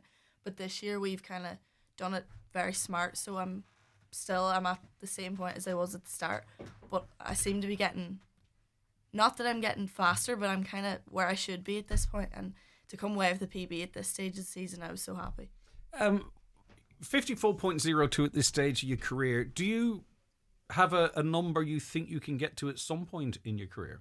I haven't really Is thought. that how it works? Yeah, well, kind of, but I haven't really thought much about times. It's kind of, they'll come when they come. Yeah. I just have to keep injury free, keep enjoying it, keep training, and then the times will come themselves. Yeah, okay. And that's part of a psychology, isn't it? So you don't get fixated on a particular Definitely. area. Psychology is such a big thing. I would say if you ran 56 seconds and won a gold medal at the Olympics, you wouldn't be crying about the time. No, definitely. Do you know what I mean? Definitely Like, it's not not possibly likely, but you know. That's the time I was running kind of at the start of the season. So to come down to the time I am now, I shocked myself with that. Yeah. But definitely psychology is such a big thing. I don't think people actually realise it's probably the main thing in it, even more than your training. Because if you go into a race thinking you can't do it, you're going to lose, then you will lose. But I've kind of changed my attitude from that. So going into every race now, I know that I have the training to back the performance. So I go in with full confidence. Yeah, every you've time. done everything that you need to do, and you can trust yourself on the track. Exactly, and I trust my coach too. She has me prepared so well for everything I do. So I have no worries going into any race. Yeah. And how controlled do you have to be, you know, at the start of a race? Because sometimes I come in here and I could be hyperventilating, right? Just because of being nervous or anxious or something, right? So do you have a routine sort of on the starting blocks, in inverted commas, that keeps you in the zen, just ready to explode into the race? Not really as such. Well, I kind of struggled a few years ago when I was younger. I'd struggle with nerves really bad, and I would go into every single race so nervous, and I would just be thinking, I don't want to be here, I don't want to do How this. can I run a fast time with jelly legs? Yeah, I Right, know. okay, yeah. But now, I don't really know. Everyone asks me what changed that, but I actually don't know. I think it's the process. You trust the think it process, is. isn't it? But even like when I was racing my 400 there last week, I went into every single race as if it was like a race down at the track, as if I was just training. Like I had no nerves at all. And I was kind of confused myself why I had no nerves, because it was such a big thing. But I was so relaxed going into it, and I was just so excited to run. But I think for me, when I'm warming up, I make up a story in my head. Right. Or I think of something completely different as if I'm not actually running. And I kind of just don't think about it then. It and just I'm not works nervous. for you, yeah. Yeah. And, you know, I asked you probably a silly question about, you know, could there be a career best time in you? But when you look at people, someone like Mark English, for an example, to all intents and purposes, you could imagine that he's, you know, heading towards the end of his career, but he's banging out career best times. He seems to be getting faster the older he gets. He's a machine. I know, he really is. So you have plenty of time. Hopefully. It's a completely individual sport. I mean, I know you do run as part of a team, but running it's just you, isn't it? It definitely is. Like, well, as soon as you get out on the track, it's just you. If you run a bad time, it's on you. If you run a good time, it's on you. Whatever happens out there, it's on you. So it definitely is completely individual. Do you race the course or the people around you? I try not to race the people around me. I kind of just run my own race. Like last week, I had everyone on the team, my family, everyone warned not to tell me anything about the girls in my race. Right. I didn't want to know their names. I didn't want to know their times. I wanted to know nothing about them, Because I know myself that if I knew the times of the girls I was racing against, I would be going out there thinking of that. And I didn't want that. I just wanted to go out and run my own race, and whatever happens, happens. And that fits into you being in your own story mode. This is just a training session. I'm just going to do a series of silly questions, and then I'll ask probably more interesting questions. When you run a time, right, how close can you imagine the time? Immediately it's a fast time, right? But we could be talking 0.2 of a second, but you're so tuned in and you've done it so often, you can probably tell, no, that was a quick one. Sometimes, well, not all the time actually. Okay. But sometimes I come off and I think that I know that was a fast time before I even look at it. Or sometimes I think I could have been better. But I don't think people realise, like, 0.2 of a second in sprinting in 400 metres is so much. Okay, it's not so much, but it is a lot. It could it's be a big gap. It's first and fourth, potentially. It is. It was the difference between second and third out there. Yeah. I think it was 0.3 or 4 was the difference between me and the silver medal. So it is so much, but... How competitive are you, though? Ultra competitive, right? Definitely. Okay. I'm competitive in everything. Even a board game, I'm competitive. Yeah, good. I like it. So can you see this is a win, or are you kicking yourself about the 0.2 that didn't get you a silver? But where does that end? What was it, 0.4 to gold? Do you know what I mean? Like, it was, well, to be fair, the girl that won gold was more than 0.2 of a second. She was just amazing. But I'll get there someday to that level. But I try not to think too much of times. Yeah. Because any time... I realised it last year that when I went into a race thinking about a time, I never got the time. But when I went in not thinking about it, I came out with a better time. So I try not to think about that and just see what happens then. I was listening to a bit of an interview with a golfer, John Ram, I think it was, and he was talking about how, he started playing golf when he was like 3 or something, and he's built up to it, and he became number 1 in the world, and then went on to win the prize that he dreamt of all his life. And 5 minutes later, it kind of didn't really mean much, if you know what I mean, because he was just on to the next thing then. I know, and he had to deal with that a bit, because it was like, well, this is everything I've been built up to, but now it feels like ages ago and just a memory. What next? I know. Well, like, that race feels like nearly a month ago now, and it was last Tuesday. It feels like so long ago, and I had such a buzz after that. But then by the evening time, I was kind of, not that I forgot about it, but I was on to the next thing. I still had the relay to run. The relay was on Thursday, so I kind of had to put it out of my mind and just focus on that. So it is like that. You just you move on to the next thing straight away. Yeah, and what motivates you? Is it simply winning? It's not winning. Like, I'm not that I don't care about winning. Obviously, everyone loves to win, but I think it's just the feeling after when you've like achieved your own goal and like running a fast time or a PB or whatever. When you know you've achieved that, it's the best feeling. I can't even explain it. It doesn't always have to be winning, but to come away with the medal, especially last week, that, even though it was bronze, that was winning to me. Yeah, so it's all really personal to you, and this are all your individual motivations. One other silly question, right? So you're in the peak of fitness, right? You burst off the blocks, 400 metres, done and dusted in no time at all, under a minute. How draining is that? Do you know, how long does it take to recover from that explosion of energy release? It takes far too long. Yeah. After 400, it is. I can't even explain the pain after it, but it's. Because you're like it's like a coiled spring that you just pop and release. Yeah. I normally in my 400 I would go out hard. It's just can't really help it. I just go out hard. And then by the time I get to the 200 mark, that's where I start feeling the burn in my legs. You'd start digging there, yeah. I kind of just have to keep going from that point. Yeah. But after, I would say it takes a long time to recover, but to kind of be able to walk again takes about 10-20 minutes. But amazing, isn't it? I know, when you're lying, it's such in a short period. It is. You know, if you ran a marathon, it kind of maybe makes more sense, but I suppose it's just that massive release of energy. I know, and it was only like, I'm running for less than a minute, but I'm running as hard as I possibly can for less than a minute, so it really does. And my coach always says speed kills when I'm training. When I'm doing the fast stuff, that's the hardest sessions, the speed sessions, even more than endurance sessions. So it's the speed I'm going at that makes it really painful. With so much of you into what you do you be nervous of injury? Or can you afford to be nervous of injury? Because that could stifle your training then, I suppose. You can't really worry about an injury that hasn't happened yet. But hopefully I won't get injured. I never have been injured. But I try not to think about it too much. But it is like sometimes if I'm just walking somewhere and my legs are a bit tight. Oh no. It's the first thing you think of, because an injury can put you out for so long. And I don't know what I would do. Brilliant stuff. When do you, and I presume it is a natural passage transition from the youth set up to the seniors? Well, I'm under 18 now, but next season I'll be under 19, under 20. So I think you go up as far as under 23 and then you're senior after that. Yeah. So I have up until then. And you don't skip it. That is a process you go through. That is, you can't skip that. Okay. And do you get to enjoy the experiences outside of the race themselves? I mean, you're getting to travel great places and wonderful experiences. Surely enjoying that has to be part of the process. Oh, 100%. Yeah. I had the best week of my life there last week. I didn't want to leave at the end of it, but it's such... Could you have a McFlurry a day before a race? Probably not. You can have it the day after, but maybe not before. But like every race is in such a unique country. Like, it's not a country you'd think of going to, Macedonia. I don't think I ever would have went there if it wasn't for running.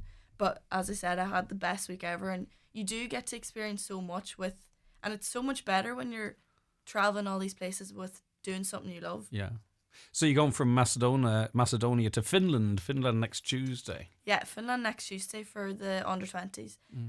I'm only doing the I'm doing the 4x400 relay next week. Next Saturday is the first round. All right, so you're not doing individual racing next week? I'm not doing individual racing next week, just the 4x4. Cool. So I'm so excited for that. 400, obviously, where you're winning medals. But you talked about going out the blocks fast. 200 meters, are they on the cards? Well, I do. At the start of my season, I would do 60 meters. Okay. Which is even shorter. Yeah. I hate that, but my coach always makes me do it. Right. But I know what she means when she makes me do it. I know it helps so much, the speed for the 400. But I do some 200s, and I kind of enjoy them. Not as much as the 400, but I know I need them for my speed, so I do. Brilliant. I didn't really think that partaking in that would be part of the strategy to the fours, for an example. Are you going to enjoy tomorrow night? Can you, you're going to enjoy it, aren't you? It's lovely. Your own community. Yeah, but some people go, oh, no, not me. But, it's your community saying, wow, we're so proud of you. It must be wonderful. And it's going to be huge numbers. You're excited for it. I'm so excited for that. And I just want to thank everyone for all the support. And I didn't realise how much people were actually supporting me until I came home and I seen it all there. Oh, it's huge. And people coming up to me and congratulating me and everything. Honestly, it means so much. And it's not just in your own local area. We're all incredibly proud of you, Erin. And you're a lovely person as well. Thank you so much for calling in. Thank you so much. Good luck tomorrow night, 7 p.m. Get out and support Erin.